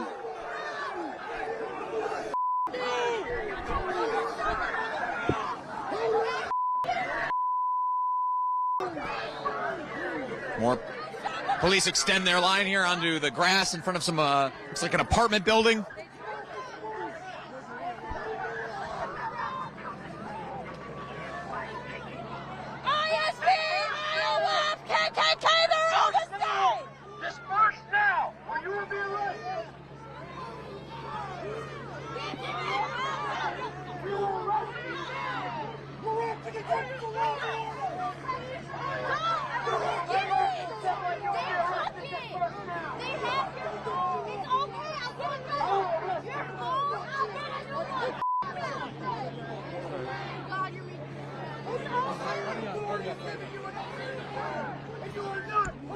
Liberal whites don't believe that anything can happen to them.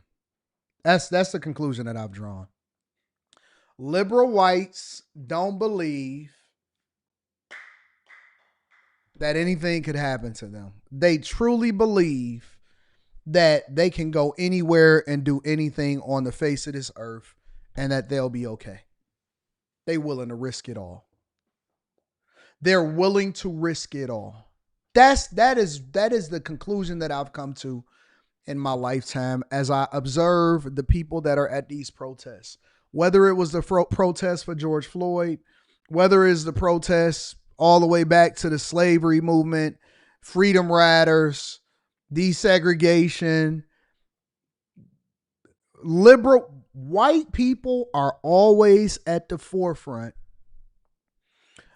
and they don't believe, right or wrong, regardless of whether you on the right side of history or the wrong side of history. Because I can't say they was on the right or that they was on the wrong side of history every single time.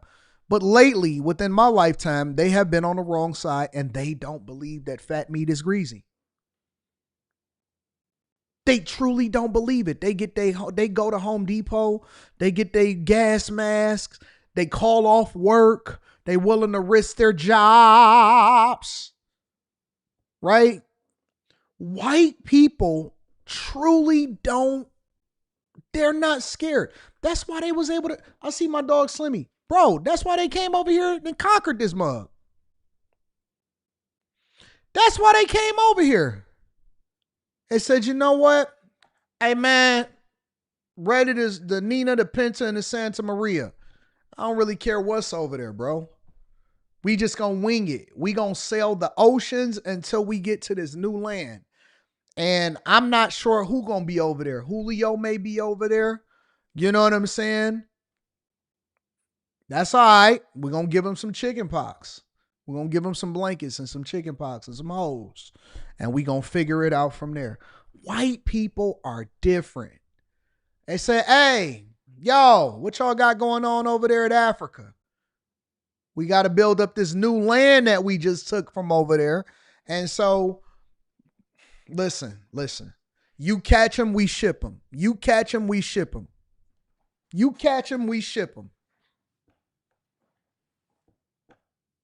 Like, how do you even get to the point to where you start negotiating with people that's in this new land? You know what? We gonna build this dock where we gonna ship people over to the new land. We gonna build that mother effer up.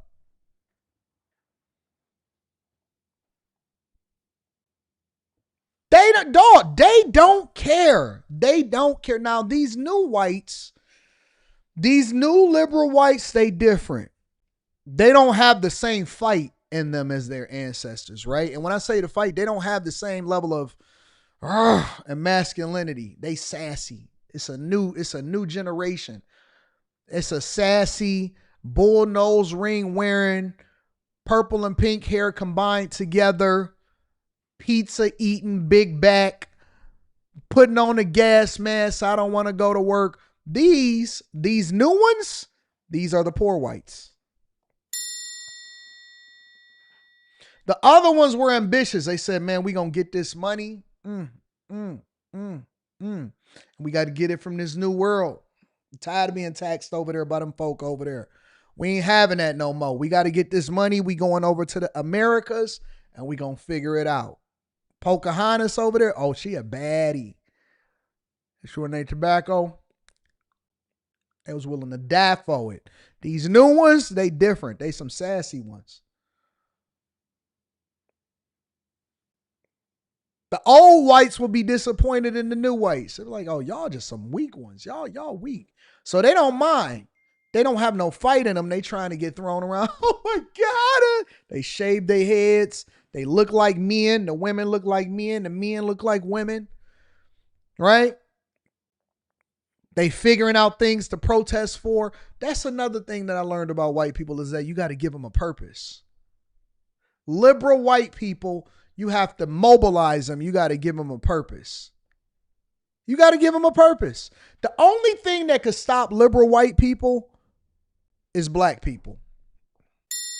I'm explaining it to you in a second. Don't worry about it. Protesters moving here to link arms with one another.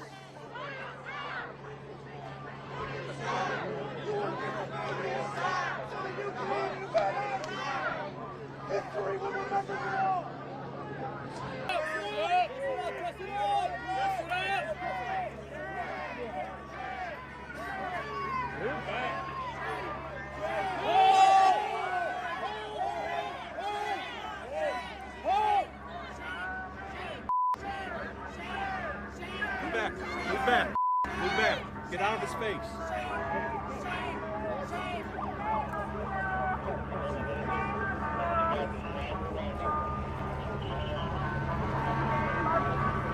Shame on you! Get out of here! Get the out of here! You hear him? You hear him? Don't disperse the area or you'll be arrested. Shame on you! White people want to be oppressed so bad. Listen. Before we get over there into the airport, because they detaining migrants, you coming over there, you trying to deliver some food, you trying to drive your Uber. I helped a migrant here, and I'm so nice. I'm so nice. I could have got an award. If I'd have known that, do they have any awards for calling out illegal migrants? Because I get you one arrested every single time I DoorDash. I was waiting on the bank over there on Michigan Avenue. Some of y'all from Detroit know, downtown Detroit, Michigan Avenue. A little bit further away, right over there near the PAL ballpark that they recently built. I was waiting on going into the ATM, and so I'm waiting my turn in line, and I get me an illegal migrant, and he walk up to me and he says,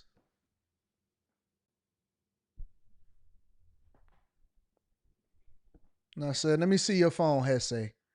Let me see your phone, big dog." He showed me his phone. He was looking for the one entrance. The entrance was on the other side. The black woman, apparently, because I could tell the way that she typed her notes, gave specific, clear instructions on exactly how to enter the building and which entrance to go to, but he didn't speak no English. This is the honest to God truth. Honest to God on my father's life. And so I said, oh, man, let me go ahead and help an illegal migrant. So I said, okay, come on with me. I took his phone. I put the numbers inside of the keypad in order for him to get in. I opened the door for him or whatever. He said, I see. That's what he said. He said, I see. Yeah.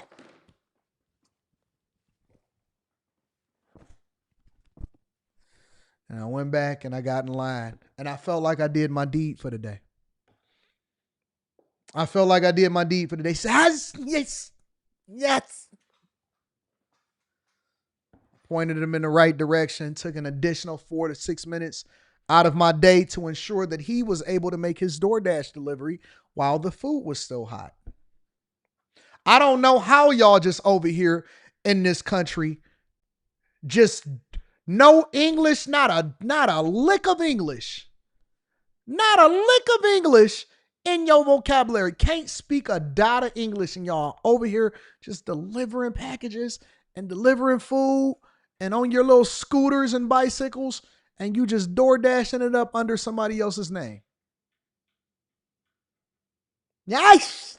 And that's what he said to me. I don't know what yes. I don't know what that means, but I'm assuming that he said, thank you very much. I appreciate you. And so I said, okay, all right. You live to make another dollar, you live another day. But let me tell you, I don't know when Trump is going to come and get you. But the only thing that could stop liberal white people are black people. I'm going to tell you, let's get into this a little bit. Federal agents conducted a sweep at a parking lot today for rideshare drivers. The parking lot is just steps from O'Hare Airport.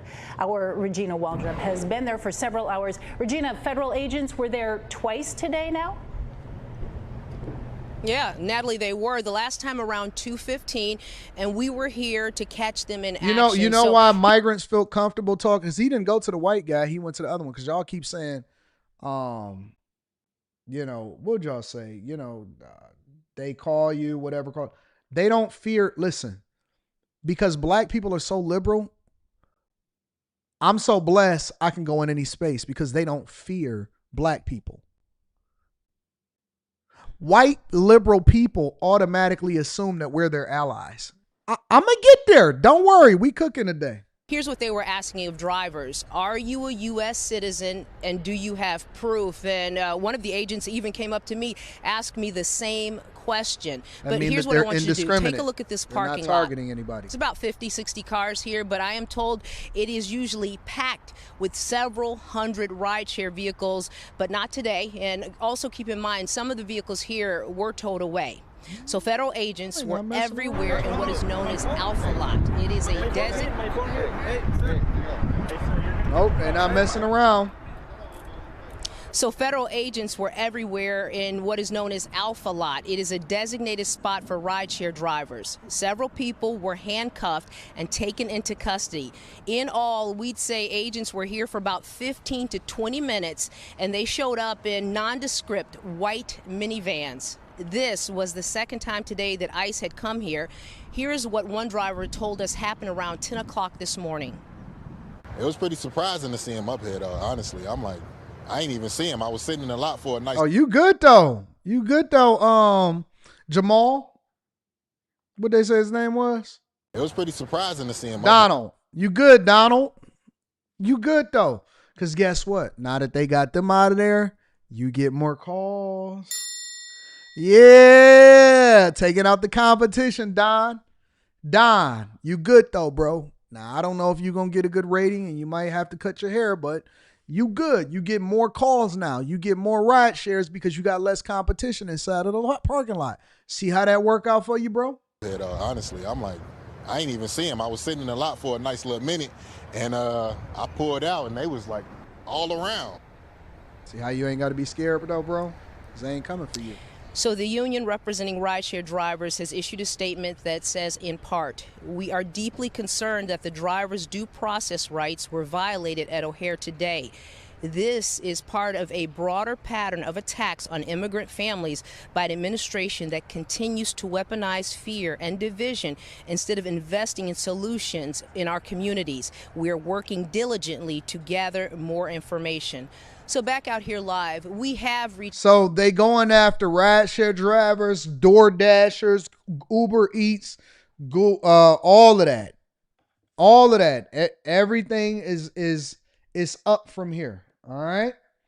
Everything is up from here. But here's the thing that you got to understand. The only people that can stop liberal white people are black people. They automatically assume. Let me tell you how great it is to be a black man in America right now. I'm going to read your super chats and cash apps, all of that. Let me tell you how great it is to be a black man in America right now. John says that's the truth. I live in New York, and liberal whites and blacks just assume that I'm liberal and discuss it with me when I tell them that I'm conservative. Well, here's the thing. You don't have to tell nobody nothing. In real life, you don't have to tell nobody nothing. For the people that assume that you're liberal, let them assume. Don't open your mouth. And for the people that you rocking with that's conservative, help them understand that you're conservative. You take advantage of both. And it's so beautiful to be a black man in America because people automatically assume that you're liberal that are liberal, but then they pleasantly surprised when they find out that you're conservative when they conservative. And the one thing that I know about liberal white people, see, if Nick Shirley, right, or any of those type of people, they go to these rallies and these protests and all of this type of stuff, and they say, oh, man, you guys need to get out of here because we have to, illegal migrants is bad and all of this other type of stuff. And they buck up against them. Hell no, we don't go. Or you get these conservative white women and stuff like that, these trad wives, and they do their live streams and they go and they get the drinks and the waters thrown on them. Oh, I can't believe it. You punch me. Get punched in the face. I don't like it. I want to press charges because you're conservative. And so you're there, you're doing your job, you get the good footage, they kick you off campus. But the one thing that I've learned about liberal white people Liberal white people ain't got no backbone when it comes to black people, because when I go to the little protest, and I got my little camera out there and I say, you know what? You a big back. And you just tell them straight up. So we got a different type of demeanor and swag with us. When you a black man and you say that, yeah, cause see, when I wore my Pistons hat, my Trump hat to the Pistons game, guess how many people said, nobody talk to me? Ain't nobody checking me. Nobody checks me. In real life, I walk around with my red Make America Great Again hat, or I got the new one, the Trump is right hat. No liberal white person checks me. And I tell them to their face, I said, you know what? You should be at home knitting. Where's your job? They don't buck back. They take their L and they shut up, or they want to start having a conversation. They don't got no smoke for a black person. And I don't know if they feel as though, oh my God, your people were oppressed at one point or whatever like that. They confused. First you're confusing them and they like, wait a minute, I thought that you voted for Kamala Harris.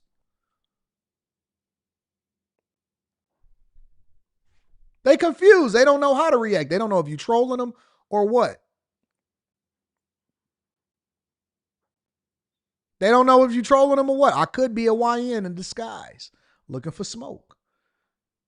They don't know how to approach it. They're against gun laws, so all they have is protest signs and all of that type of stuff. They're weak. They're weak. The only people that can check liberal white people are black people. If we had more black conservatives, more black people that would say, listen, Susan, shut up. You just doing too much. They will listen to you. They tiptoe around us when they make videos about us. I don't like it when we need to align with black people. And then a black woman that don't even care about y'all say, shut up. You so dumb. And they go back into their corner and they crawl out. Y'all better start using y'all black privilege. I use mine. I use my black privilege all day long. I use my black privilege all day long. You don't think I got black privilege? Oh, you have no idea. Go to a conservative rally, you're a rock star. Oh my God. Hey, brother. The white women want you to bust it open. The white men, they want you to bust their chicks open. The only place you hate it is amongst black people if you're conservative.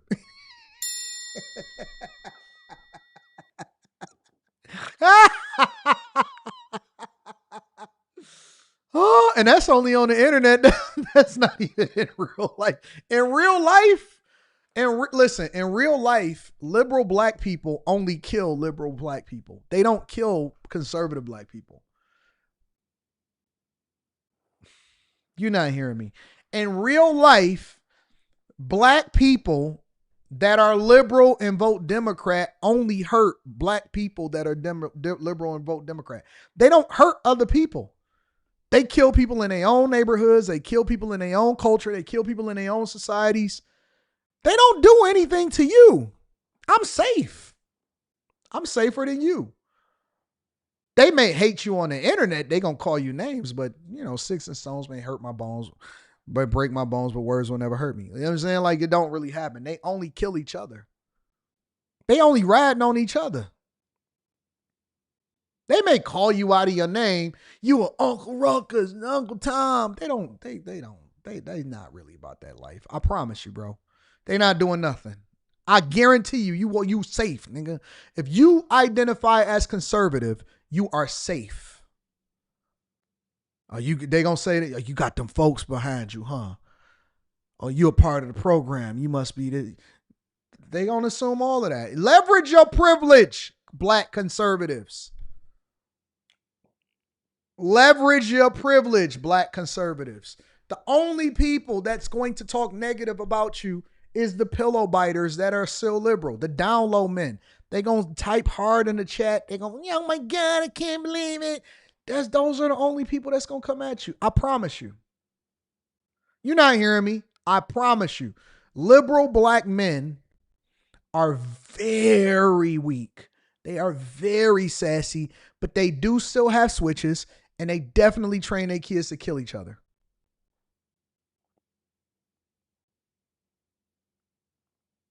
Definitely train their kids to kill each other. They're not pulling up on you. They're not doing nothing to you. We gotta stop them. They just protest. They march and then they go home.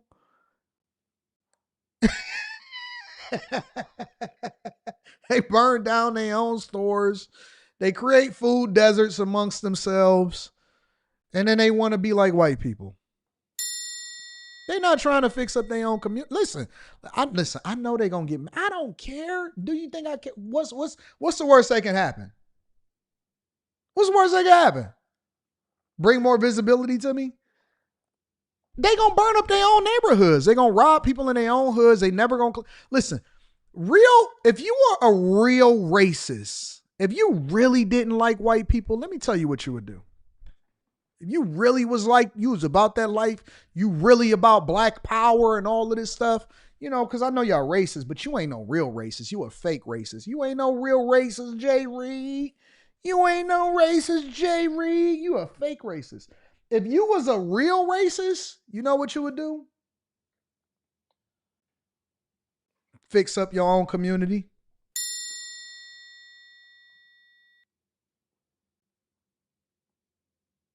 I am safe. I'm so safe. If you was a real racist, you would actually fix up your own community. You would stop having children out of wedlock. You would start actually coveting and honoring and worshiping men and subjecting yourself to the best thing for you. You would detach yourself from the federal government, and you would actually start fixing up and cleaning up your communities and get the crime out. Don't that sound crazy? That's the truth, because you're no threat to anybody impoverished. You're no threat to anybody killing each other. I just did a video yesterday of Willis Bar and Grill.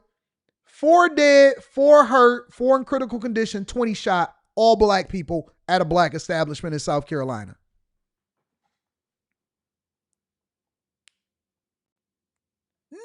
You're only a threat to yourself. Nobody is scared. When the white people went to your campus and they went to Tennessee State University, you know what they seen? Future janitors, thugs, and all of that. Because only people that are that unruly and silly would act like that when it came to having a camera on them and about to be posted to the internet. Only fools will still act like that. The strongest way that for you to actually show a level of supremacy above a group of people it's not to say, oh my God, we're going to boycott. It's to actually pour into yourself. You're not hurting. Listen, you not shopping at Target don't help you.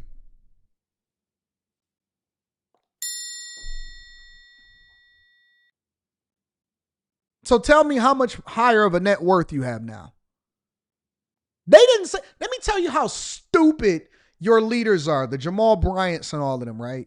They didn't say, hey, we about to take over and get a board seat by pooling our money together or to take over the stock so that when they start to put stuff in place, we have more voting power because we have a board seat or we have multiple board seats or we're creating this fund or we're going to start take over the stock, right? They didn't say that. They said, we're going to boycott. We're going to not show our buying power.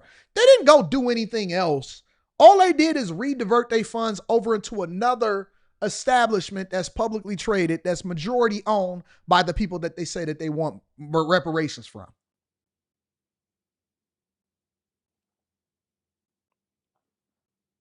Nobody empowered nobody. Nobody did anything. They didn't say, hey, listen, let's give each other jobs.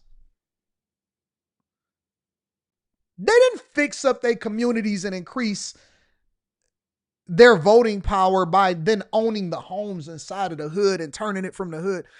You know what black people do that hate white people, they move into their neighborhoods. Black people that hate white people move into white neighborhoods and try to assimilate. I stayed in my city. I'm right here. I'm right here. It take me 4 minutes to get to my crib.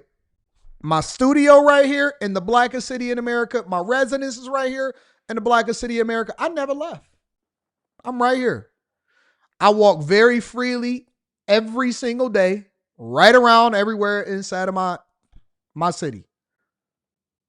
They didn't fix up their neighborhoods. They didn't go and really do anything. They didn't do nothing. You know what they did? They protested against crime. They protested against this. And now we I can't believe it. We're being oppressed. You got all of this buying power, and all you did was redivert how you spent your dollar. You ain't did nothing. Ain't nobody scared of you. The smallest parts of the population are the ones that control the majority of the money. How is that?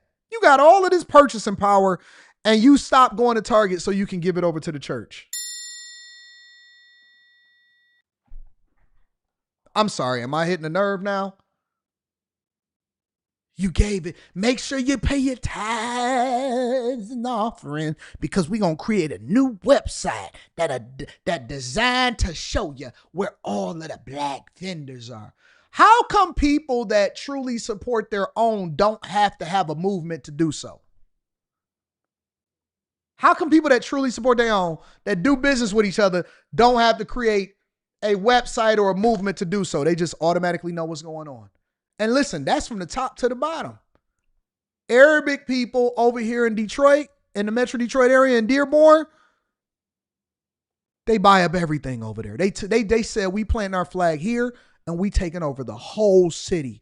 Somalian people over there in Minneapolis and Minnesota, they don't go to nowhere else in the United States of America. They go to the coldest place in the United States of America, and they said, we plant our flag here. Hamtramck, go over to Hamtramck right here in Detroit.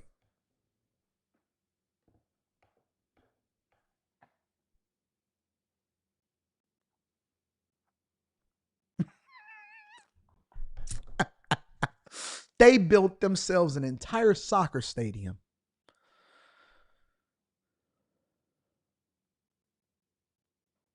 Nobody cares. Nobody is scared of y'all. Nobody. You're still begging. They already know how you gonna vote. Why would they give you anything? Why would they go and even have a conversation with you when they already know exactly how you gonna vote? Why would they go and tell you and do anything for you when you don't even have, they already know you're gonna vote. If I want to win here in Detroit, right? If I want to go and get a city council seat, or I want to go and win mayor, you know, all I got to do is switch over to say I'm a Democrat now. As a Democrat, all I got to do, oh, he one of us. You ain't got to know nothing about me. It don't even matter, because it's only going to be an 8 to 10% voter turnout rate anyway. So it's not like it's going to make that big of a difference. You get more than 30,000 votes, you win. If you get more, than 30,000 votes, that's how Tiffany Henger got elected. If you get more than 30,000 votes, you win.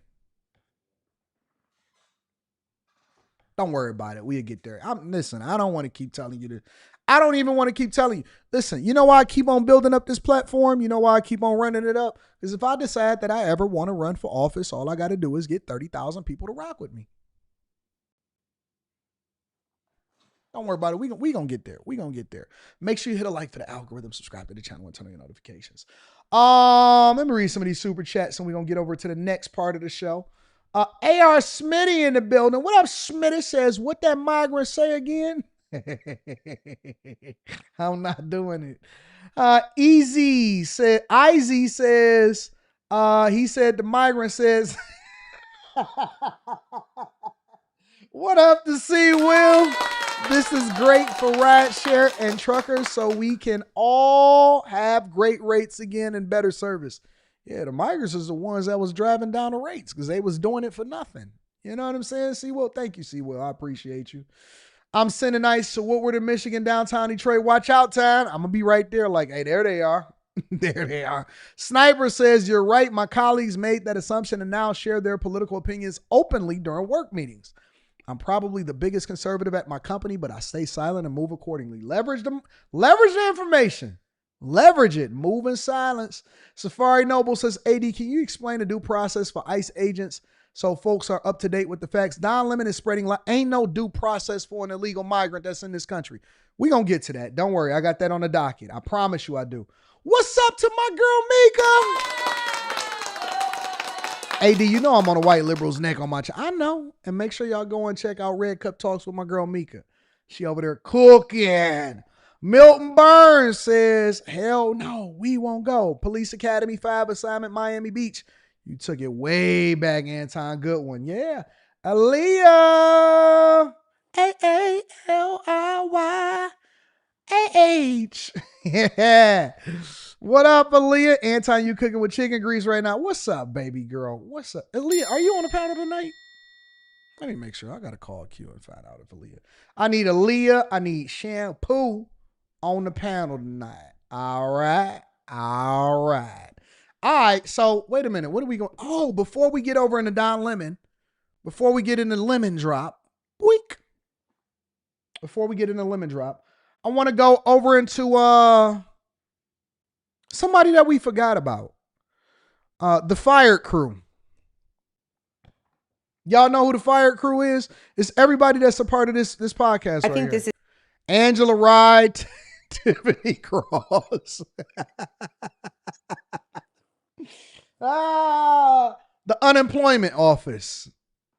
Everybody that lost their job that once had an opportunity. We want to talk about this. All right. So let me preface this. All right. Let me preface this by saying that what they were talking about is black men. All right. They were saying that black men are ops to black women that are conservative or who holds conservatives like Jasmine Crockett accountable. And they're saying that Stephen A. Smith, as an example, is out of their depth. All right. Make sure y'all hit a like for the algorithm, subscribe to the channel, and turn on notifications. We're going to go over to Lemon Drop next. All right. This is a really good opportunity. We talked about the invasion of cities and colleges. I want to throw to one more example. Someone who teeters on the edge quite a bit, shows up talking out of both sides of his mouth. He had this to say recently about Jasmine Crockett. Sometimes you get attacked by your own. How Jasmine Crockett chooses to express herself, I'm like, is that going to help your district in Texas? Aren't you there to find a way to get stuff done as opposed to just being an impediment to what Trump wants? How much work goes into that? I'm just going to go off about Trump, cuss him out every chance I get, say the most derogatory, incendiary things imaginable, and that's my day's work. That ain't work. He's got to deal with black woman issues. Oh, my God. Writ large. I know a simp when I see one. Hey, didn't this guy, what did he get fired for?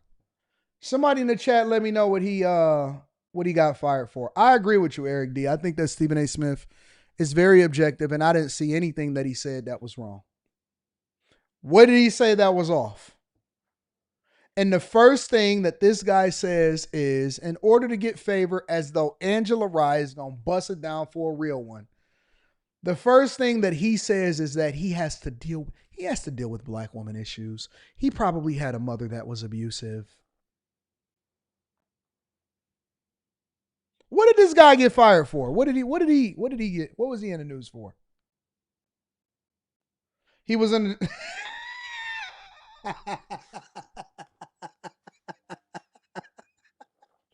Yeah. Oh my God. Oh man. Y'all, listen, y'all got to get better representatives. Y'all got to get better representatives. Y'all genuinely do. You can't sit up there simping next to Angela Rye thinking that she gonna give you some by saying that he has black woman issues. Instead of dealing with the talking points, because they can never debate the talking points, you know what the first thing that they do? They start throwing ad hominem attacks as though they are in any position. Because was he a pillow biter? He had a meat off? Let me see something. I forgot all about this guy.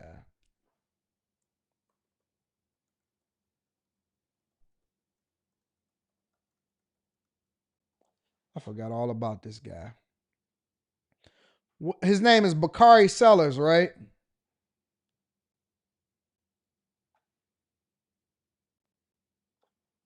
Is it Bakari Sellers or is Andrew? No, that's not Bakari Sellers.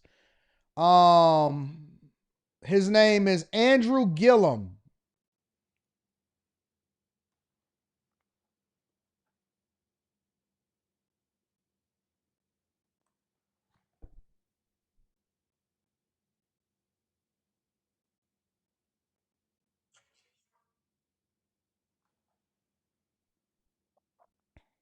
Andrew Gillum. Right? That's his name, Andrew Gillum. I just want to listen. I want to know what I'm dealing with when I'm having these conversations. I don't want to be operating in a vacuum. I don't want to do none of that. I want to know what I'm dealing with when I'm dealing with it. And whatever self-hate. The truth is that, Tamron, everyone believes the absolute worst about that day. At this stage, I don't have anything else to have to conceal. I literally got broken down to my most bare place, to the place where I wasn't even sure that I wanted to live, not because of what I had done, but because of everything that was being said about me. What was most hurtful was this belief that I was somehow living a lie in my marriage and in my family. That was the most hurtful to me because I believe we're all entitled to mistakes. And I believe we're entitled to those mistakes without having every other respectable and redeeming part of our lives invalidated. And I felt like the love that I have between my wife and I, my family, but most important, the authenticity that I tried to lead with was all in question at this point. And not even in question anymore. Something else had been assumed by that. And to be very honest with you, when you didn't ask the question, you put it out there, is whether or not I identify as gay. And the answer is I don't identify as gay, but I do identify as bisexual.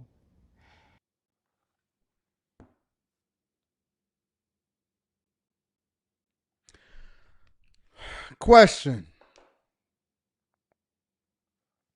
Simple question. Now, I'm not one to say who is, and like, I don't care if you bite pillows or anything like that. But here's my question. How can you be, and this is, because I don't know, and I know that it's a lot of people that has a lot more insight than me as we go back to Andrew here on this pod, okay? Here's my question. How can you be married to a woman and be bisexual? Is that possible? Because they're over here throwing ad hominem attacks, right? They saying that somehow, some way, because Stephen A. Smith is being objective and holding Jasmine Crockett accountable, that he has problems with black women. Tiffany Cross says that he has little D energy. She's going to say that a little later on because I've already seen this. Is it possible to be bisexual while still married to a woman? Just a general question.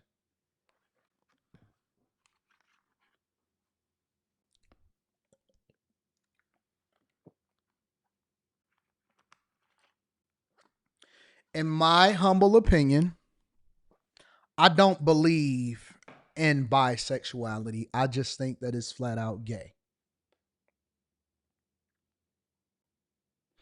I think that either you are or you not. It's no middle. It's no gray area. It's none of that stuff. So I say, Molly said he's greedy. He wants them both. I just think that either you are or you're not. Either you are or you're not. What is it? What are we talking about? I don't know. I don't know. How can you be that? What does that mean? So you're married, but you still have a desire for men? That's crazy, fam. Anyways, he fell for the banana in the tailpipe trip. Literally. Oh, wow. Exists within him. That is self-hate. I've never seen a clip of him where he actually praises a black. Why is this like that? Woman. That's what I'm saying. I've never black woman issue he's got to deal with. But for those who are listening, that was Stephen A. Smith commentating about Jasmine Crockett's lack of work. For context, there was a poll that was recently done, and Jasmine Crockett's approval numbers amongst the American people rival Barack Obama's in 2008. So just for context, he is on an island unto himself. Because people see her largely working on our behalf. And I also want to say, we recently had Jasmine Crockett on. It was on my solo pod. And Jasmine is on the show talking about having to go get fit for a bulletproof vest. So this is not the time for this. Yeah. And it is very dangerous for this. So I hear you even on the danger, even on campuses, but I wanted to bring this in because this is the kind of messaging they're hearing on their sports platforms, on talk radio, all the time. There is a growing divide between black men and black women. Oh my God. And I think that some of them are also leaning more conservative in their talking points. She's a congresswoman from Texas, and Texas has this open carry law. Governor Abbott is such a dangerous, problematic person. He sets up a false argument. Yes. How much attention is this taken away from you getting whatever you need for your district? The Republicans control the House of Representatives, the Senate and the White House. They not letting her get ish for her districts. And so the best she can do right now, not just for her district, but for the country, is to speak up and hold them to account at every single level. She does. So her job is to speak up and hold them accountable at every single level. It's not to work with them. It's not to give a little so you can get a little. It's not to stand up for American rights. At every turn, she's the op. She says incendiary things.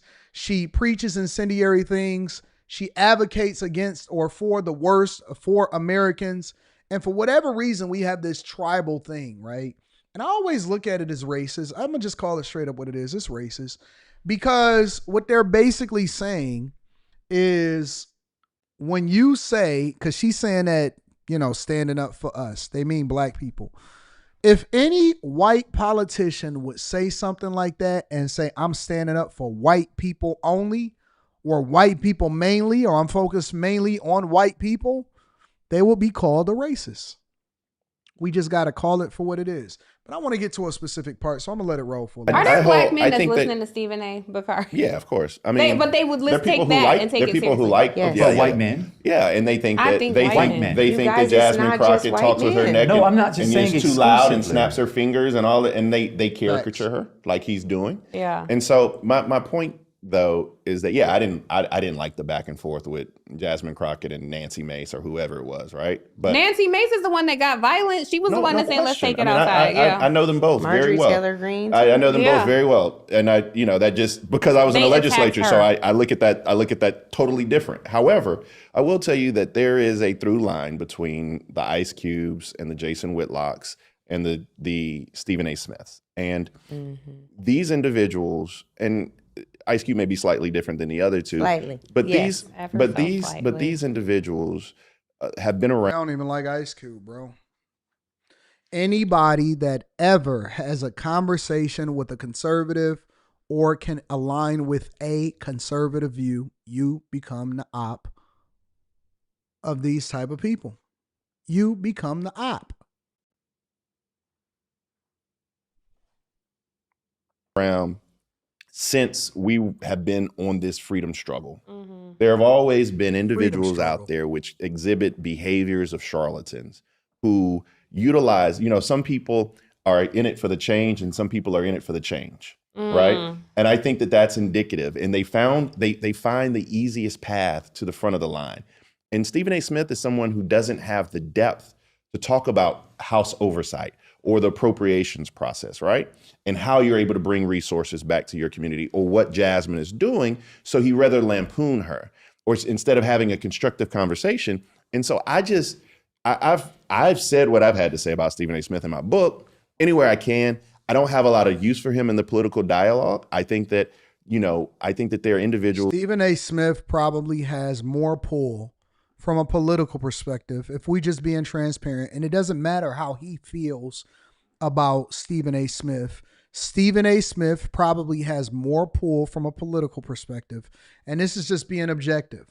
I'm not for or against Stephen A. I think that he's a really, really great political commentator. I think that his work ethic is probably 10 times more than all of these people combined. But from a political perspective, Stephen A. Smith will probably be the first to tell you that I don't know everything there is to know about politics, but here's what I know, and this is what I'm watching, and this is what I see, and this is why I think that things should be different. It doesn't really matter about the technical details about how he feels. The reality is this: Stephen A. Smith did not take the easiest path to the front of the line, and they use that same rhetoric on white people, and they have the same conversations about black people that are successful, that work 10 times harder than them, that they don't like. And if you have a difference of opinion than them, then all of a sudden you become lambasting, a coon, a person that is against the reparations and all of this other type of stuff. Or you can just have your own opinion that is subject to change depending on what the circumstances are. But let's continue. Who he matriculated with at Winston-Salem State University that are extremely disappointed about the man he's become. It's so... I bet you that he's got people that he's matriculated with at Winston-Salem University that is disappointed about the man that he's become. And I don't give a fuck about what nobody thought about that I went to school with. I went on Facebook the other day for the first time in about 3.5 years. I did, because I wanted to find my password, and I went through the process. It took me about 20 minutes to find a password because I wanted to make sure that I'm getting rid of groups and deleting stuff because I have no use for Facebook. But I went on there the other day, and the same people is doing the same thing over and over. The only thing that I found out is that somebody else died. I'm 100% sure that there are people that I went to school with that was like, man, I don't like him because he a Democrat now. And I don't give a F. What kind of beta male energy is that you're concerned about? Man, I had a lady, bruh, honest to God on everything. Some lady sent me an email the other day and said, I knew Kevin Samuels at one time, and my brother was in a fraternity with him, and he would be disappointed in what you think. I said, oh, okay, well, I know his mama and his daughter. And she says that I'm doing a phenomenal job. And she just sent me a card the other day. In real life. And what the fuck are you talking about? Me and Kev fundamentally behind the scenes had different views and different opinions on certain subjects. We agreed a lot on a lot of stuff and we disagreed a lot on a lot of stuff, but I don't live my life for another man. I'm my own man. What kind of beta male energy is that? I don't give a fuck about what no other man think. I'm my own person. Me and my own brothers don't even see eye to eye on certain things. I'll be on this side and they be on that side. And they be like, all right, y'all ready to get this money together? We still got to take care of mom. Disheartening to me. It's frustrating, one, because anytime we speak on this, it's like we, man haters and all this, but I feel such confidence in black men. I've never bought into the idea that all these black men are voting for Trump. Like, they vote overwhelmingly Democrat. We're pretty much in line with each other. What you all are saying is no, they are. Y'all saying that, hold on, let me rewind it. Y'all saying that Kevin Samuels wasn't political. Yes, he was. He just didn't talk about it on the internet because he didn't want it to mess up the money. He didn't want it to mess up the bag. He understood his audience, and so he was very careful to only speak about specific things. He did not get into politics on the internet. He understood his lane, and he played his position perfectly. And he understood that the money was, we was on the internet to get this money. On the internet to get this money. Let me tell you something, bro. Everybody have strong views about everything. It's just certain people choose wisely not to have certain conversations because it's not conducive for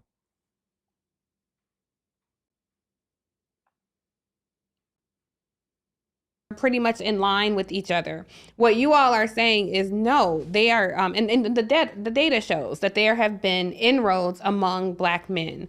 I want to ask why, because it is frustrating to me, and it feels heartbreaking, to be honest, because we are impacted by this system as well. It's not a matter of who's impacted worse. We're impacted differently. We sit at the intersection of being Black and being women. And so when men are frustrated with this system, it feels like they fight us. You know, and I would put Stephen A. Smith in that category too. I'm mad at y'all for having joy. I'm mad at y'all for having success. I'm mad at y'all for surpassing us on college campuses. And so it's a small sect of men that are so angry and hurt that they're willing to align with the people who oppress us. What am I getting wrong? Because if you listen to Stephen A. Smith and you find anything other than some absolute pure self-hating little dick energy nonsense. What does this have to do with anything that Stephen A. Smith stands for, what his life is like, and what his political opinion and views are? All of a sudden, because again, when they can't win an argument, they start to throw attacks. All of a sudden, he's self-hating. All of a sudden, he's hating women. All of a sudden, he's mad at women. All of a sudden, he's mad that women are happy and that they're getting degrees. All of a sudden, he has little d energy. All of a sudden, he has little d energy because he holds politicians, which we are supposed to do. Guess what? They work for you. You pay them with your tax dollars. And when you have conversations about people that control what happens in your life and the legislation is being introduced, if you have a criticism for how they conduct themselves, how they present themselves publicly, so on and so forth, you have a right to do that. Where did all of this ad hominem attack stuff come from? Every time. That's why I don't have no conversation with women in most instances about things that they can get in their emotions about because they can't see logically. They result to ad hominem attacks. And then they change the conversation and it's like, what are we talking about? So wait a minute. You want me to prove my sexuality? You want me to prove that I got a big D? You want me to prove that I don't hate this woman or whatever? If you can't argue your point, and one of the rules of Fight Club, what's the rule of Fight Club? First rule of Fight Club is you don't talk about Fight Club. Second rule of Fight Club is that you don't talk about Fight Club. Third rule of Fight Club is if you are going to tap into Fight Club, then you're going to have to substantiate your argument. You're going to have to substantiate your argument. You throwing ad hominem attacks does not substantiate the argument. It just means that you in your feelings. And these are Jasmine Crockett supporters. Make sure you hit a like. Ain't even nothing else to see right here. Make sure you hit a like for the algorithm. Subscribe to the channel and turn on your notifications. Let me read a couple of super chats. A few super chats. Hey, make sure y'all tap into the... We cooking today. We cooking today. Make sure y'all tap into the Patreon. Link is in the description. We got over 19,000. I apologize about that. I apologize. Hey, your car, if you can send me the super chats, I think it's about 6 of them that I need to go over. I lost my super chats. I apologize about that. Red Cup Talks with Mika says, got to prepare my live. Have a great show. Make sure y'all check out Mika later on the day after my live, and we're going to get it popping from there. Your car, send me those super chats, and then we'll get it popping. We good. We back. Temporary issue for a bigger thing. Let me see. We had 19,305 members. 19,305 members inside of the Patreon. Shout out to all of the bag chasers. Make sure y'all tap into the Patreon. Link is in the description as well as pinned to the top of the chat. Again, We're at 19,000 active members inside of the Patreon, up 808 members over the last 30 days. And new members, we have 989 new members. So we all got almost 1,000 new members. It's a reason why the people are tapping into the Patreon. Make sure y'all tap into the Patreon. Link is in the description as well as pinned to the top of the chat. Don't be the last one. Don't be the last one to get this money. Don't be the last one to get this insight. Don't be the last one to understand about real estate. Don't be the last one to understand about content creation. Don't be the last one to understand about the lessons we teach in AI.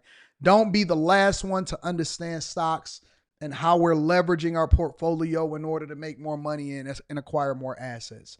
Don't be the last person. Don't be the last dog to the bowl. Don't be the runt. All right? Get your life together.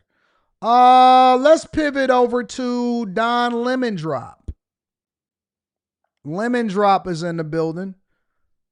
Let's get over to Lemon Drop. Make sure y'all hit a like for the algorithm, subscribe to the channel with any notifications. Let me say this before we get into this live stream with Don Lemon or this whole situation, because I know that y'all brought it up and y'all want me to talk about it. I will say this before I get into this review of him interacting with this woman and going back and forth and debating with a woman, all right? This Mexican woman. Despite Don Lemon's lifestyle, despite how wrong he is about a lot of different issues, including the one that we're about to talk about right now, I have so much respect for Don Lemon. I know that sounds crazy. I know that the people are going to say that that's wrong. Okay, I'm going to read them super chats shortly. I know that the people are not expecting that, but I just have to say it. I have so much respect for Don Lemon's work ethic. I say it all the time because, listen, I'm objective enough to give people their props. And there's things that I can learn from anybody. And I don't care. The bag has no reservation on who you can learn from and who it is that you need to be paying attention to. Don Lemon, as crazy as he is a hustler. He beat me to it. He absolutely beat me to it. He on the street with his microphone, with his camera people and all of that. I didn't anticipate launching my assault in the streets until next year. I didn't anticipate launching my assault in the streets until next year. See, I got a plan for mine because I got a family. I got a daughter. I got to put it in my schedule. I'm running 4 different channels and all of that. But I got to give respect to Don Lemon because the reason why he is successful is because Don he work. And objectively, you have to give him that. So me criticizing Don Lemon is completely separate. His political views is completely separate from his work ethic. And I think that one of the lessons that we have to learn, y'all, is that the bag has no names. The bag has no political affiliation. The bag has no perspective on who acquires it. It's the person that works the hardest and the person that takes a position while at the same time being in the street. So Don Lemon catch a lot of hell, but Don Lemon also catch a lot of bags, I'm assuming too. So I gotta give that to him. Now let's get into the conversation. What's happening with immigration. Okay, so. No, not really, but I'm just saying, we're from Kansas City. Okay. But originally from Mexico. So I kind of know what's going on. Okay, but you don't live in Chicago. No, we don't live in Chicago. Okay. All right, well, thank you. It's nice to meet you. But we are for immigration, though. I mean, they have to do it legally, and they have to do it the right way. Mexico right now is doing mass deportations on all the people that stayed illegally. Right. Because that's how you manage a country. And it's not about hating people, myself as an immigrant. It's just about doing things the right way. She's right. I understand that, but we don't like people being roughed up. America doesn't do that. America's about due process. And if you're going to come to this country, of course you need to do it legally, you need to follow the things. But in America, if you're going to go and pick someone up, you have to have due process. You've got to have a warrant. You've got to show them that there is a reason to do it. No, you don't. There is, you know what I'm saying? And so maybe in Mexico that's different, but we don't beat our people up here. We're not supposed to. Mexico is in North America, so North America is a continent. So you do have to do things Ran up on the right one today. The right way. And anywhere. But Mexico doesn't go by the same rules that we do. We're the biggest democracy in the country, in the world, and we believe. What I notice in these situations is that Don Lemon, like a lot of other people, have microphone supremacy, meaning that they can pull the microphone away from you and start talking back and forth or whatever.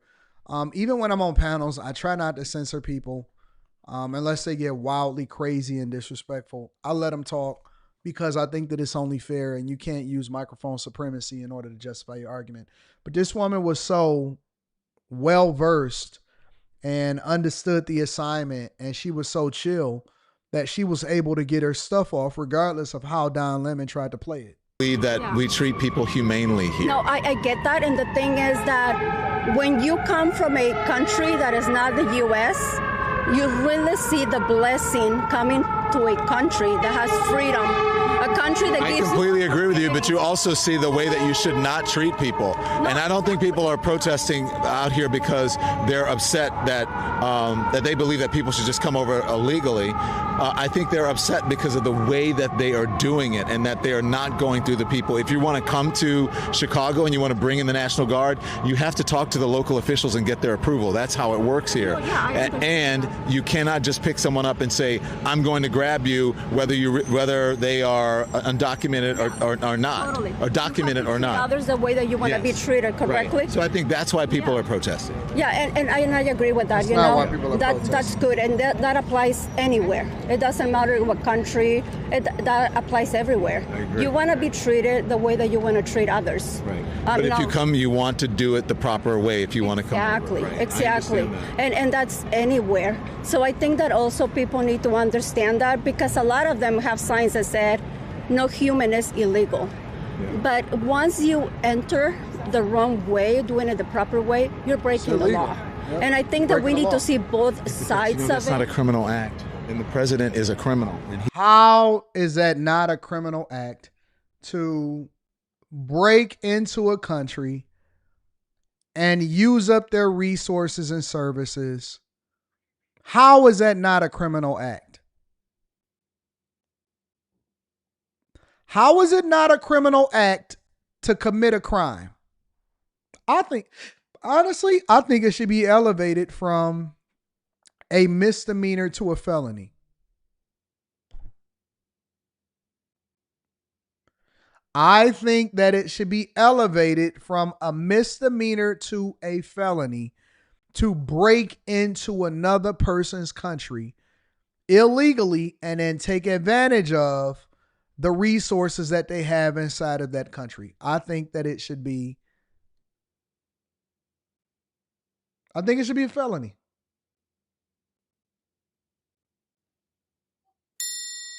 He's in the highest office in the land. Coming over and being undocumented is not a criminal act. It does not deserve someone to be pushed to the ground and handcuffed. It's not. And so if you live, let me just tell you, I just have to be honest with you. If you come from a place like Mexico or whatever, you're from Mexico? Yes. If you come from a place like Mexico, you're right. telling a lady that's actually went through the immigration process. And I will also tell you that people that actually came over here legally are more upset about illegal migrants doing it illegally than people that actually live here inside of the United States of America. We have amazing opportunities in this country. And the reason we have those is because we have a constitution where we treat people humanely and we believe in immigration and people coming over. Not everybody comes over and they're going to do it the same way. Sometimes people come over under desperate situations and they need to get out. And we have to understand that. But the reason that we have all these things and that you love America is because people have due process. It's because we don't treat people inhumanely. It's because we don't beat people up. It's because we don't throw people in detention centers in horrible conditions. That's why you love America. If we did that, then we would be the same as the places people are coming from, looking for more freedoms and more opportunities. I also see a dark side of it, though, because now you see cities like California, Chicago. You mean Los Angeles? States like California. Yes, exactly. States like California, with cities like Los Angeles and other parts of California, Chicago, and then you see Portland, and then you see all these other places where people are just breaking the law constantly, and they're just getting a slap on the wrist and send their way. But and where's it? Portland? There's no There's no emergency. There's no crime. In all of these cities that you're talking about, crime is down. Okay, when you see always those, have when you issues see those with crime in videos- big cities. When you see those videos on TV of people just going in stores and stealing merchandise and just running out with That them shouldn't like happen, but what does that have to do with No, immigration? What I'm saying is that it has to do a lot with immigration, because you are saying that crossing illegally is not a crime. They're not breaking the law. That's my thing. If you It's not a crime. Go to Japan and try to do it illegally, and I guarantee you, you're We going don't to live in Japan. That's the thing. Okay, but what do I'm you want? saying- Do you want to live under Japanese rule? That No. you're making my point. You No, don't want to what I'm live trying- under a No, dictatorship. what I'm trying to tell you is that America is heading that way, because we're only giving slaps on the wrist instead of enforcing the law. So when There one are little things that we need to work with, but we This cannot. is why you got to let people finish their point, because she's bringing it back home and she's saying that America is eventually going to become like similarly to some of these other countries, because they continue to let other people come in here illegally and break the law. Legalize people and not give them due process. Do we need to work on people who are don't serve enough time in jail and other things? Absolutely. But that is not the same as immigration. And that, look, I think people should come here the right way. But also, I'm not in a dire situation where I'm going to judge how someone comes in the country when they are in fear of their lives or they have Unless they come into his house. no opportunities. I'm not going to judge how they. told me the president is a criminal, so that's judging. No, I'm not judging. That's fact. How's that judging? Okay, crossing the border illegally is not a crime. No, it's not a criminal act. It's a Okay. misdemeanor. So why are they being sent back and saying that they're breaking the law? That's the point. Okay, as somebody that actually, We don't know if they're breaking the law because they won't tell. There's no due process. Where's the don't know evidence? if That's they're the whole breaking the point. law. And if they are breaking the law, most people will say, okay, then they need to go if they're criminals. But if they're not, why are they being rounded up and sent out? Especially when he promised to deport the criminals. And now he's not doing that. Yeah, I don't think we're going. Misdemeanor is not a crime. That's what you're saying. Yeah. So misdemeanor is not It's a not crime. a criminal act. No. If you get charged with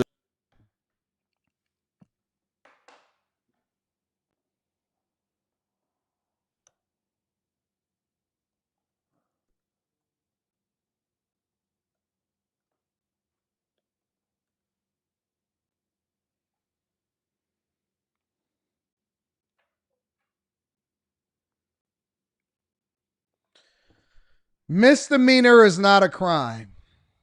Interesting. He said a misdemeanor is not a criminal act.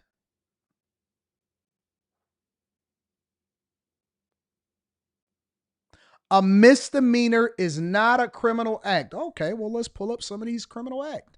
Common misdemeanor crimes, not limited to, but DUIs, burglaries, simple assault, drug possession, reckless driving, prostitution, drug crimes.